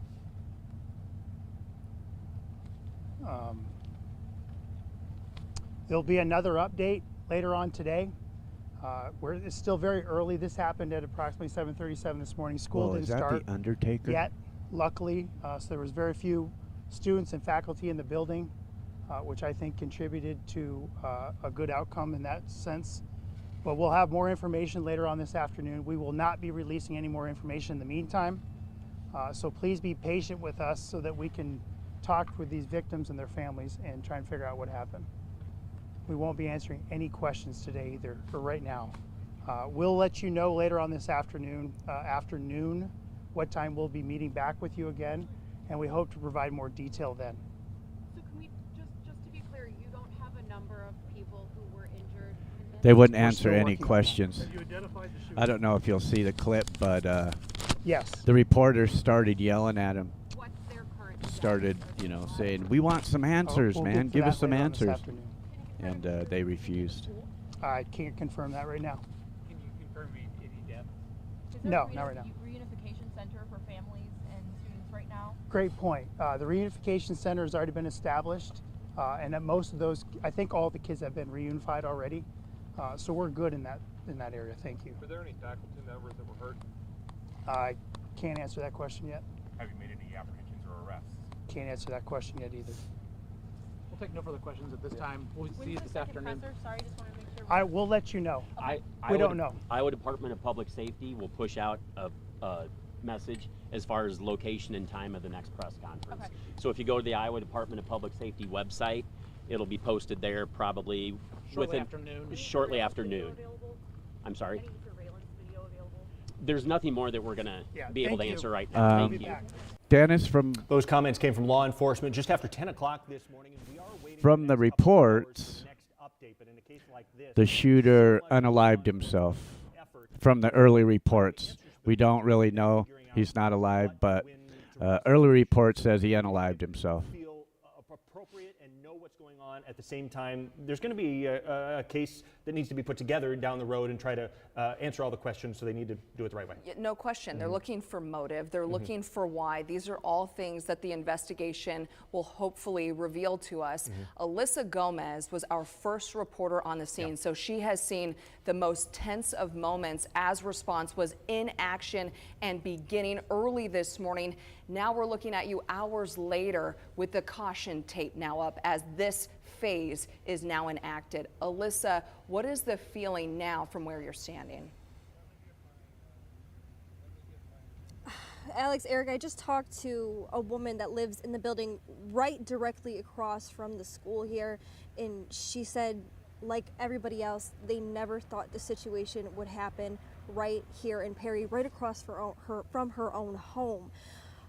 The amazing thing is, I also talked to a woman, her niece Misty. They're already planning on helping the people that were impacted by the situation. Misty's already coming up with ideas on how do we give blood, how do we give food to these families, how do we come together as a community now. And to just see this quick turnaround from trauma into wanting to help the community, it's amazing to see that already. It's so sad that they have to think that way, but they're quick to the response. You can see behind me this caution tape here. This still is a scene that's being investigated. They're trying to bring us more details later this afternoon. Like I said earlier, we had national media coverage of this. A lot of people have come out to cover the caucuses that are happening in just a few weeks, but now the attention has turned to Perry. And of course, we're still trying to figure out all of our details. But hopefully the community can come together, they can heal from this, and they can learn how to help those that were impacted by this tragic situation. Being an A tough election situation. year, That story that you mentioned there, Alyssa, emphasizes the fact that everybody in Perry is Keep your eyes open. Everybody knows either a police officer or knows somebody who works at the school, knows somebody who goes to the school, and as a result, the impact just includes the entire community, right? Of course, and I mean, Misty was saying she doesn't have any family here now, but her son's graduated in 2016, Adam, and he's reaching out to people, making sure that everybody's okay. She's had family reach out to her, even though her sons aren't in the school anymore, to make sure they're okay. We keep hearing stories of people just coming together, trying to contact their loved ones, trying to contact people that maybe are just even a friend of a friend to make sure that they're all right in this situation. And I think if there's any silver lining to this, it's that the community here is strong and they're going to come together to help one another. because we know we've heard some of those stories of people who are reunited, and we know that there are other community members who have not been reunited or are in the hospital or something along those lines. And so it is a tough situation, Alyssa. We know you've been there for many hours, and we'll continue to check in with you there in Perry. And that is the fabric of these communities throughout central Iowa. They are close. And therefore they are resilient because they know how to lean on one another. And we look to our state leaders in times like this as well. Iowa Senator Chuck Grassley posted on X saying, "Today's appalling violence at Perry High School is heartbreaking. Barbara and I are grateful for quick response by school officials and law enforcement to protect students and restore safety. The Perry community is strong and will band together through hard times. I am here to help if additional federal resources are needed." We've heard that the White House is involved. We've also heard that we know that Perry is in Iowa's 3rd congressional district, and Iowa What's the White House Zach going to do? Nunn, who represents that area, says, quote, "As a parent and community member, I'm beyond angry. My heart is with the community of Perry." Zach Nunn writes, "We have a duty," he says, "to protect our children, families, and educators." He says, "I will remain in touch with first responders and local leaders there in Perry, and I will continue to monitor the situation closely. We will not rest until there's full accountability for this heinous acts of violence." We've heard from response from our lawmakers. We've heard from response from national advocacy organizations. We've heard response from a whole bunch of people, but across the board, whatever it is just focusing on Perry, Yeah, what 7 they're going minutes. through. We know that later tonight, they're trying to get together a prayer vigil at 7 o'clock at one of the churches there in town, because it's going to be a while before just the shock wears off, let alone what happens next and going back into the school eventually and getting back to what will eventually be routine, but this will take a while. This has shaken the community, no doubt, and they do have school closed tomorrow. They are providing counseling services from early in the morning, I believe 10 in the morning until 3 in the afternoon, for anyone who needs to talk. Those counseling services will be provided Friday and Saturday as they reel and continue to process what has happened and the tragedy here today. We have multiple crews on the ground there in Perry, but we've also been checking in on and off with Marcus McIntosh, who has been in the metro area and has been watching as some of that medical response has landed here in Des Moines. Marcus, we know that you've been talking with Unity Point. What have they told you about their response? Well, we do have an update at this point. I remember earlier they confirmed that 2 people came from Perry, but now another ambulance came in within the last 5 minutes or so, bringing another victim from the Perry situation. I'm going to get out of the way so you can kind of see what's going on. There's not a whole lot of activity here, but there are people going in and out of the ambulance entrance bays here at the emergency room at Unity Point, Iowa, Des Moines. And what we've seen this morning, we've seen Des Moines police officers here. We've seen a number of ambulances come through. At least 3 have come through from the Perry situation of what went on there. And what we're being told, 2 victims now, at least 3 victims from the Perry situation, Perry shooting, are here at Iowa, at Unity Point Medical Center, Iowa. And that's what's going on right now. And also, just about an hour or 2 ago, maybe an hour, 15 hour, 10 hour and 20 minutes ago, we saw a group of people walking into the building. They were escorted around by a member of the communication staff here. So one person had on a sweatshirt with a blue jay, signifying Perry High School or Perry Elementary School or the Perry School District. I don't know exactly who they are, but I can only guess or surmise that it was either someone connected to the school, someone administration at some point, or maybe even some parents or friends or family of one of the victims who is here right now. So we're going to keep following that and keep you up to date on any information we get. We're supposed to get an update right before noon, so we'll have an update on whatever's going on here and whatever is expected to happen throughout the end of the day. We're live. I'm Marcus McIntosh. Let's go back to Eric and Alex in the studio.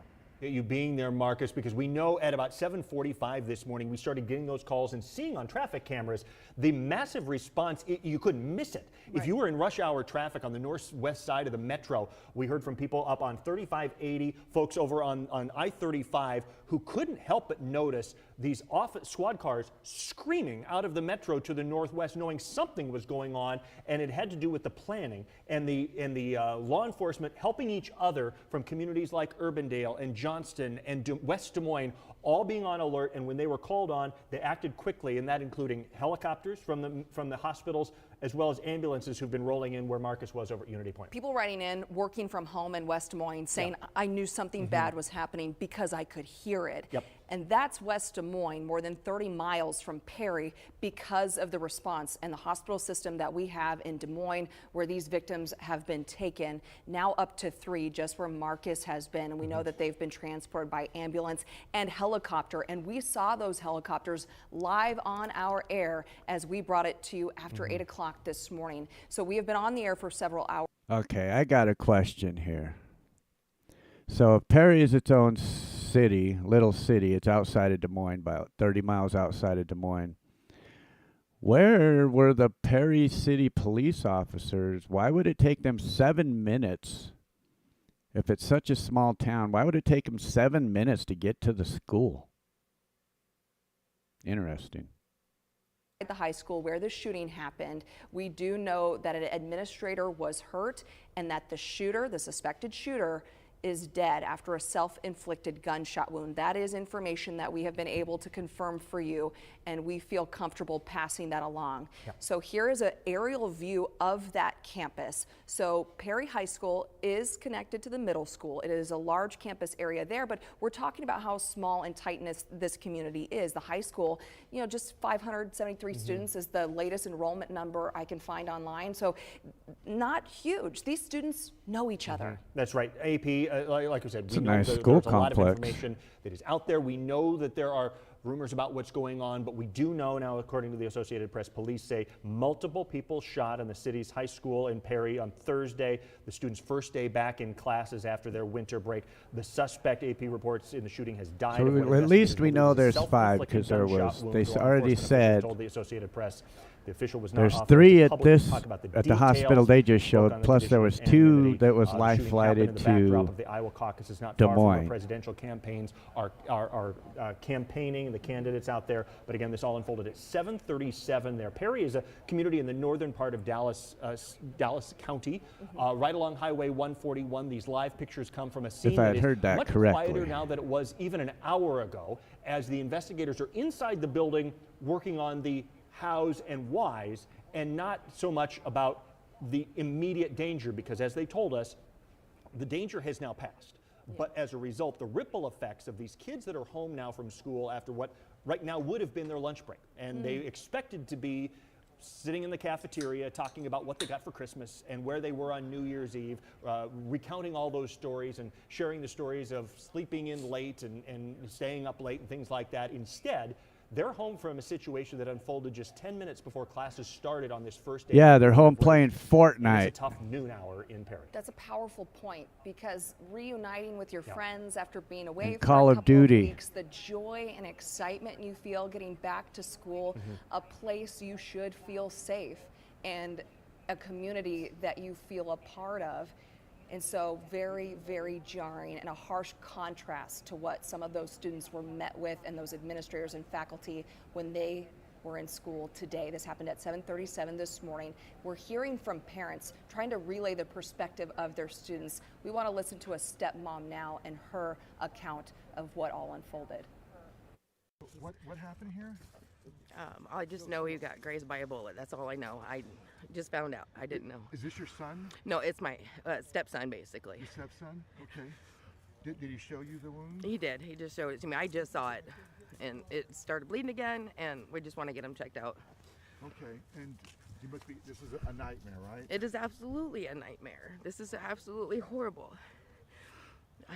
I'm sorry. I'm just really upset. That's okay. I understand. I'm going to leave you alone. Okay. Can I just get your name? My name is Jody. Okay. Can you spell it for me really quick? Jody. And what's your last name? Kurth. Kurth. Okay. Okay. And I hope he gets better. Okay? Thank you. Okay. Thank you. Are all of your people okay? Well, he's one is getting checked out right now. But you said he ran home. Well, no, I don't even know the whole story yet, but I just know after things had stopped, cooled down, his dad came and got him, and they were able to leave. What was it like getting that phone call? Actually, it was a text message this morning from my daughter, and it was absolutely horrifying. Like, that's one of the worst moments of my entire life, but the best phone call I got was saying that they were okay. I'm glad that they're okay. Did any of his friends get hit? I honestly don't know. The shooter was actually the older one, is a classmate of his. So he knew him? Yeah. Was this something that he even thought he could see coming from that person? I actually haven't even asked. I just know that the kid posted on TikTok about it. with a bag, and it was in the bathroom, I believe, here this morning. Had a bag in the bathroom here. Yeah. Yeah. I don't even know the kid's name, but yeah, he's there. Where did he get hit? Where in the school did he get hit? He said he was in the lunchroom. Just sitting? Was he just sitting there or just standing in there? You know? I'm not sure. I think he was just standing there. It happened before school. Is it common for the students to kind of hang out before class gets started? Yeah, they hang out in the lunchroom a little bit before. Quick breakdown, Night Wolf. Perry, Iowa, 7:15 this morning, right before school started, or 7:45, something like that. There was a high school shooting. Several people were taken to the hospital by ambulance. A couple people were life flighted into Des Moines. And that's all. Haven't heard any other news updates since then. Looked at us and yelled, "Run." So we ran. Karis and many others from the school ran out past the football field, the live pictures we've been showing you there, as people heard yelling, "Get out, get out." She said she heard additional shots as she was running out of the school. She didn't know how many additional shots as she ran. She didn't know how many. She said she was more concerned about getting home to her 3-year-old son. At that moment, she said, "I didn't care about anything except getting out of the school because I had to get home to be with my son." Another report just came in from Jasmine Augustine, an 18-year-old in Perry, who was at the high school shortly after everything happened Thursday morning. Jasmine, the 18-year-old, said she was dropping off a friend at the high school and his brother, who goes to the town's elementary school about a mile away.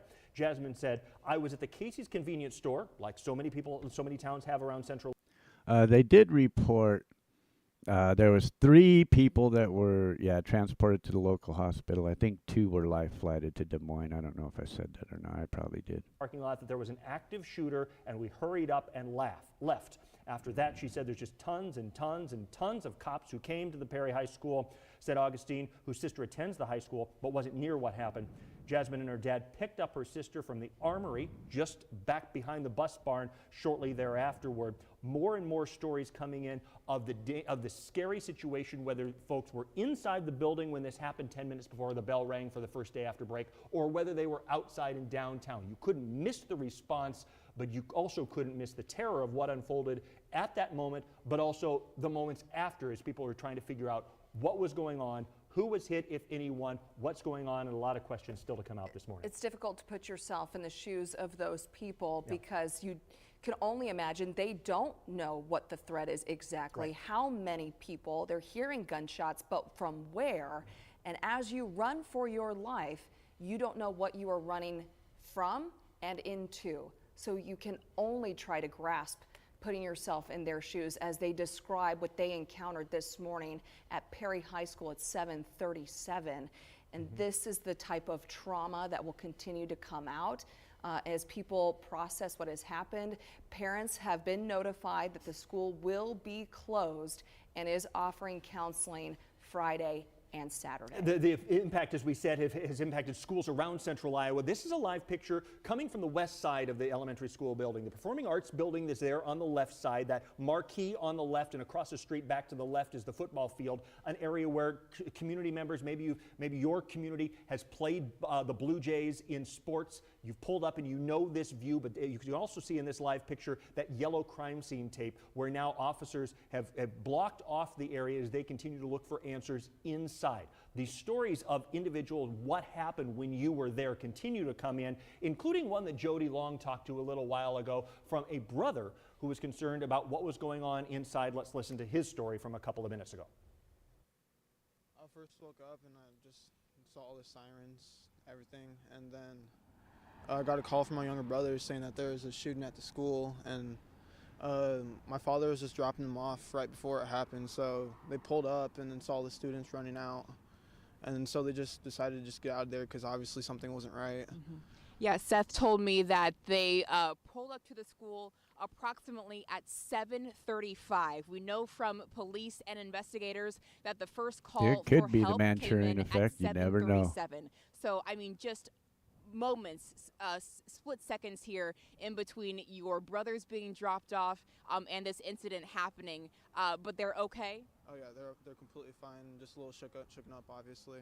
Everyone here is, small community. It's kind of not hard. hard not to be.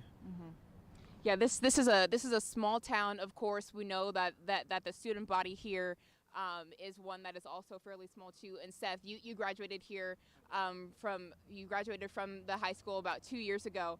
And Seth, you just paint a picture for us what the school community is like here.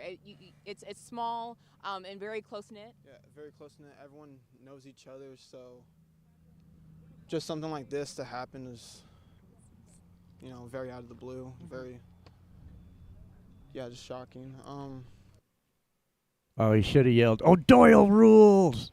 So we do have more people and communities and entities as well as leaders reacting to what has happened at Perry High School this morning. A shooting with multiple victims, unclear the exact number, but absolute tragedy. Des Moines Public Schools says it's offering counselors and staff to its students or staff who need someone to talk to.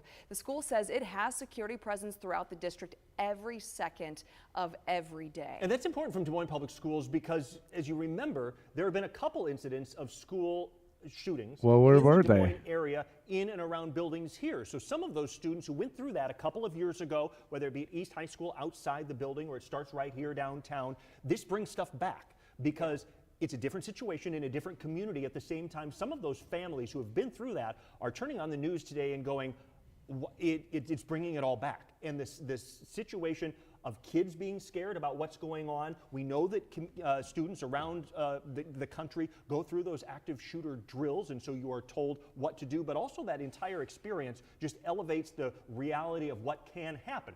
And that's why so many school districts are addressing this with their parents around central Iowa, from Des Moines to West Des Moines to Woodward Granger. We've seen stuff from Fort Dodge, from all over these communities that are addressing it and just telling parents, we got you. We understand what you're feeling. We know safety is important, and that's why we're trying to deal with it and kind of trying to reassure them. It's just a tough day around central Iowa. And people are being very careful about the information now being presented, Right. and that is why law enforcement, in that news conference with Sheriff Adam Infante from Dallas County, he said, please be patient. They want to do this the right way. They want to notify who needs to be notified first with these families before they start identifying the victims involved and people and so forth. And we will honor that here at KCCI. And we're going to be very careful about what we then relay to you because we understand this is bigger than just us in the news and the news cycle of the day. These are people, these are our neighbors, and this is their lives. The impact is being felt throughout Perry, including folks at, say, DMAC in the Perry Center. They are closed for the day. They write that all of their staff and personnel are safe and accounted for about a mile or two away from the high school on the east side of town. DMAC is closer to the downtown area. But the DMAC cancellation of classes only affects the Perry Center. All the other DMAC campuses in Ankeny and West Des Moines and the urban campus, Boone, they are all open. It's just the Perry site that is closed. Any updates from DMAC, since they have a school presence there for the community college in the Perry area, that's going to be posted to the DMAC website. But we also have some new information from CBS News this morning. This is critical information from CBS that we can now report to you. 2 law enforcement sources with knowledge say that the shooting suspect is dead. The suspect is described as being born in 2006. It is unclear if the suspect is deceased from a self-inflicted gunshot wound. Multiple victims were shot. Conditions are unknown at this point. That was something the sheriff alluded to as well. They were still making sure they could get us an exact number, but it is still early. And people, as we know, were transported to the hospital here in Des Moines and are being treated. So their condition at this moment is unknown because So it a is 17-year-old kid? It is so recent. This just happened this morning. 7:37 is when the first call for help went out. We've continued to have reactions from around the state and around the country on folks weighing in on their thoughts and prayers and condolences and actions, and we know that people come at this from a lot of different perspectives. They can disagree on a lot of things, but they can also agree on the tragedy that we've seen today, and one of them includes Governor Kim Reynolds, who just posted on X recently. She writes, "Our hearts are broken by this senseless tragedy. Our prayers are with the students and teachers and families of the Perry community." The governor writes, "I have been in contact with law enforcement agencies and am continuing to monitor the situation. I'll be joining their press conference today, The last press conference happened a couple of hours ago with members of the Iowa Division of Criminal Investigation and the Dallas County Sheriff's Office, as well as local agencies. But we are waiting for that one. We don't have a specific time. We understand that it will be early afternoon. But right now, as you can see, the crime scene tape continues to be up there as investigators continue to show up there on the west side of Perry High School, where this all unfolded this morning at 7:37. And we are staying with you. We are going to stay on the air and continue to bring you these live images of the scene where this shooting happened. We're going to stay at this desk and continue to provide more perspective and insight and information, because that is what we do in times like this. We are in this together. Our crews have been relaying some really powerful information and emotion from the Perry community. When tragedy strikes one of our own, we are Iowans. Iowans know how to come together. That is the fabric of rural communities. Perry is just a town of 7,800 people. It is an intimate community. We've heard time and again how close everyone is and everyone knows everyone. That's what witnesses have said. And so even in the school, it's a close school. There's only a few hundred kids who go to that high school. And you're seeing the middle school right now on your screen in this live view, this angle of that campus. We want to remind you that that is connected to the high school. So that is why you're going to see images of the middle school on your screen as we continue to cover this massive response that is still an ongoing investigation. The Division of Criminal Investigation is very much a part of this from the state. They are assisting with this, and several law enforcement agencies from around the Des Moines area also responded. West Des Moines, Clive, Urbandale, just to name a few, as well as Iowa State Patrol and Dallas County, certainly, because this is a northern part of Dallas County. And so that is the response that we've seen. That's why we are hearing from Dallas County Sheriff Adam Infante. Seeing those doors kind of brings it back for me, because like so many people, we've walked through those doors at the school. I've been there covering stories of both triumph and tragedy. I remember 20 years ago during the war situation overseas, we had a soldier who died in the Perry community in that area, and there have been other cases where we have been there in that building covering funerals, talking about a community coming together and grieving. And it incorporates the entire community when something like that happens, when the whole community comes together. In the case, I was in there.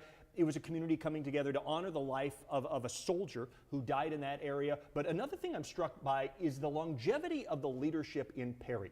So many of the people in that community have been in their positions for a long time. They develop roots, they establish trust, whether it be high school administrators, community leaders at the police station. These are people who put down deep roots, who know and care about their communities so well, and as a result are so ingrained into the community. And so when something like this happens in a community that's the size of Perry, it happens in all communities, but especially in that size of a community that is big enough but not too big, and they're kind of that middle-sized community where people move there, they care about the community, they put their roots down, and it's some of the same people who were in that building during the soldier funeral and during the community. Trent Miner is somebody who we covered back 20 years ago, who was going through cancer situations, and the whole community rallied around his case. And as a result, after he passed away, the community gets together and honors his life. Those are the stories that come back to my mind of being in that building. So many people have walked into that building for a middle school basketball game or a high school basketball game, walking across the street to a ball game when maybe Perry was playing your community, and having an experience right on that street. And then to see these live pictures come onto your screen, knowing that the situations that we've heard in Texas and going on in Florida and going on in Sandy Hook, places like that in Colorado, all of those things are happening nationally. And then to put yourself into this situation where I've been in that hallway. I know what's going on, and I know what the situation is with that community that is so bonded together, cares about each other so much, and has been there for so long, going through the highs and lows of, you know, the White House just calling out their school district for having great schools, but then also the lows of what was happening 20 years ago. It's a tough situation this noon hour to know we're going to have to go through that all again in the coming days as we look for the answers, as people start to recover, as we get to the bottom of what happened there. It's a tough situation in Perry. It is a very tough situation, and you just They said didn't it. The say, National Blue Ribbon Dennis. School Award was just awarded to Perry Elementary School. I remember being on the phone They with didn't say. administrators with the school district. didn't say Could not male, wait female, to nothing. announce how exciting this was. They're like, you can't say it yet, but we're so excited. We're so proud of our educational system here at Perry Community School District. And that pride does not go away. We evolve together as communities, and reflect and continue to move forward. The word resilience has come up in our live coverage of what has happened here today. That is something we do expect and have already starting to see. And people want to come in and help. That's another thing we are starting to see. So we have spoken on the phone live on the air with LifeServe Blood Center. Want to touch on that again. They say they're currently providing blood and blood products to Des Moines area hospitals in response to the shooting. It is the sole provider for blood to all hospitals in the area. That's how important it is. Anyone interested in donating in response to this situation can schedule an appointment online at lifeserve.info/schedule or walk into any LifeServe location. They just gave a bunch of blood, so now they need to replenish. Those donations are so needed right now if that is something you can do. We've been on the air now for 3 hours, and we've been following the story for 4 since it first broke. We saw the helicopters leave Des Moines. We saw the helicopters land back in Des Moines at the hospital where we know multiple people are being treated this noon hour. And we know that a lot of people are just looking for answers, and they continue to look for those answers. We've been following this story since it broke more than 4 hours ago, and we will continue to do that. All of the details from this story are on the KCCI website, being updated from our crews out in the field who've been there on the ground watching everybody roll into town as fast as those emergency vehicles could get there and now slowly leave. These pictures were some of the first we brought you around 8 o'clock, between 8 and 9 o'clock. All right. Well, we know that there was at least 3 people taken by hospital to the local hospital, and then 2 were life flighted to Des Moines. I mean, it's possible that they got life flighted from the hospital to Des Moines, so there could be only 3 possibly.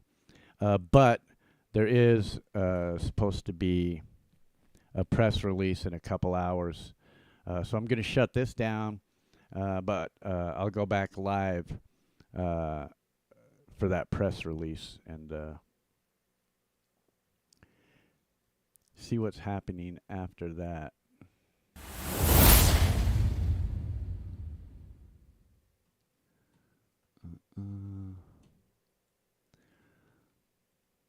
And I believe it was their first day of school as well.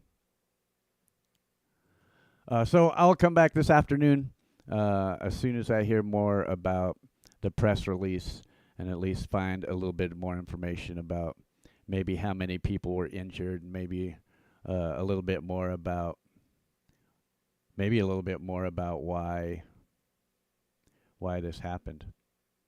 So they said that they would release and they would have a press release sometime after noon, but I'm thinking it's going to be a few more hours for them to piece everything together. But I'll keep my eyes open. So thanks for hanging out with us tonight, this morning, I should say. And thoughts and prayers go out to them, anybody affected out there in Perry, Iowa. So we'll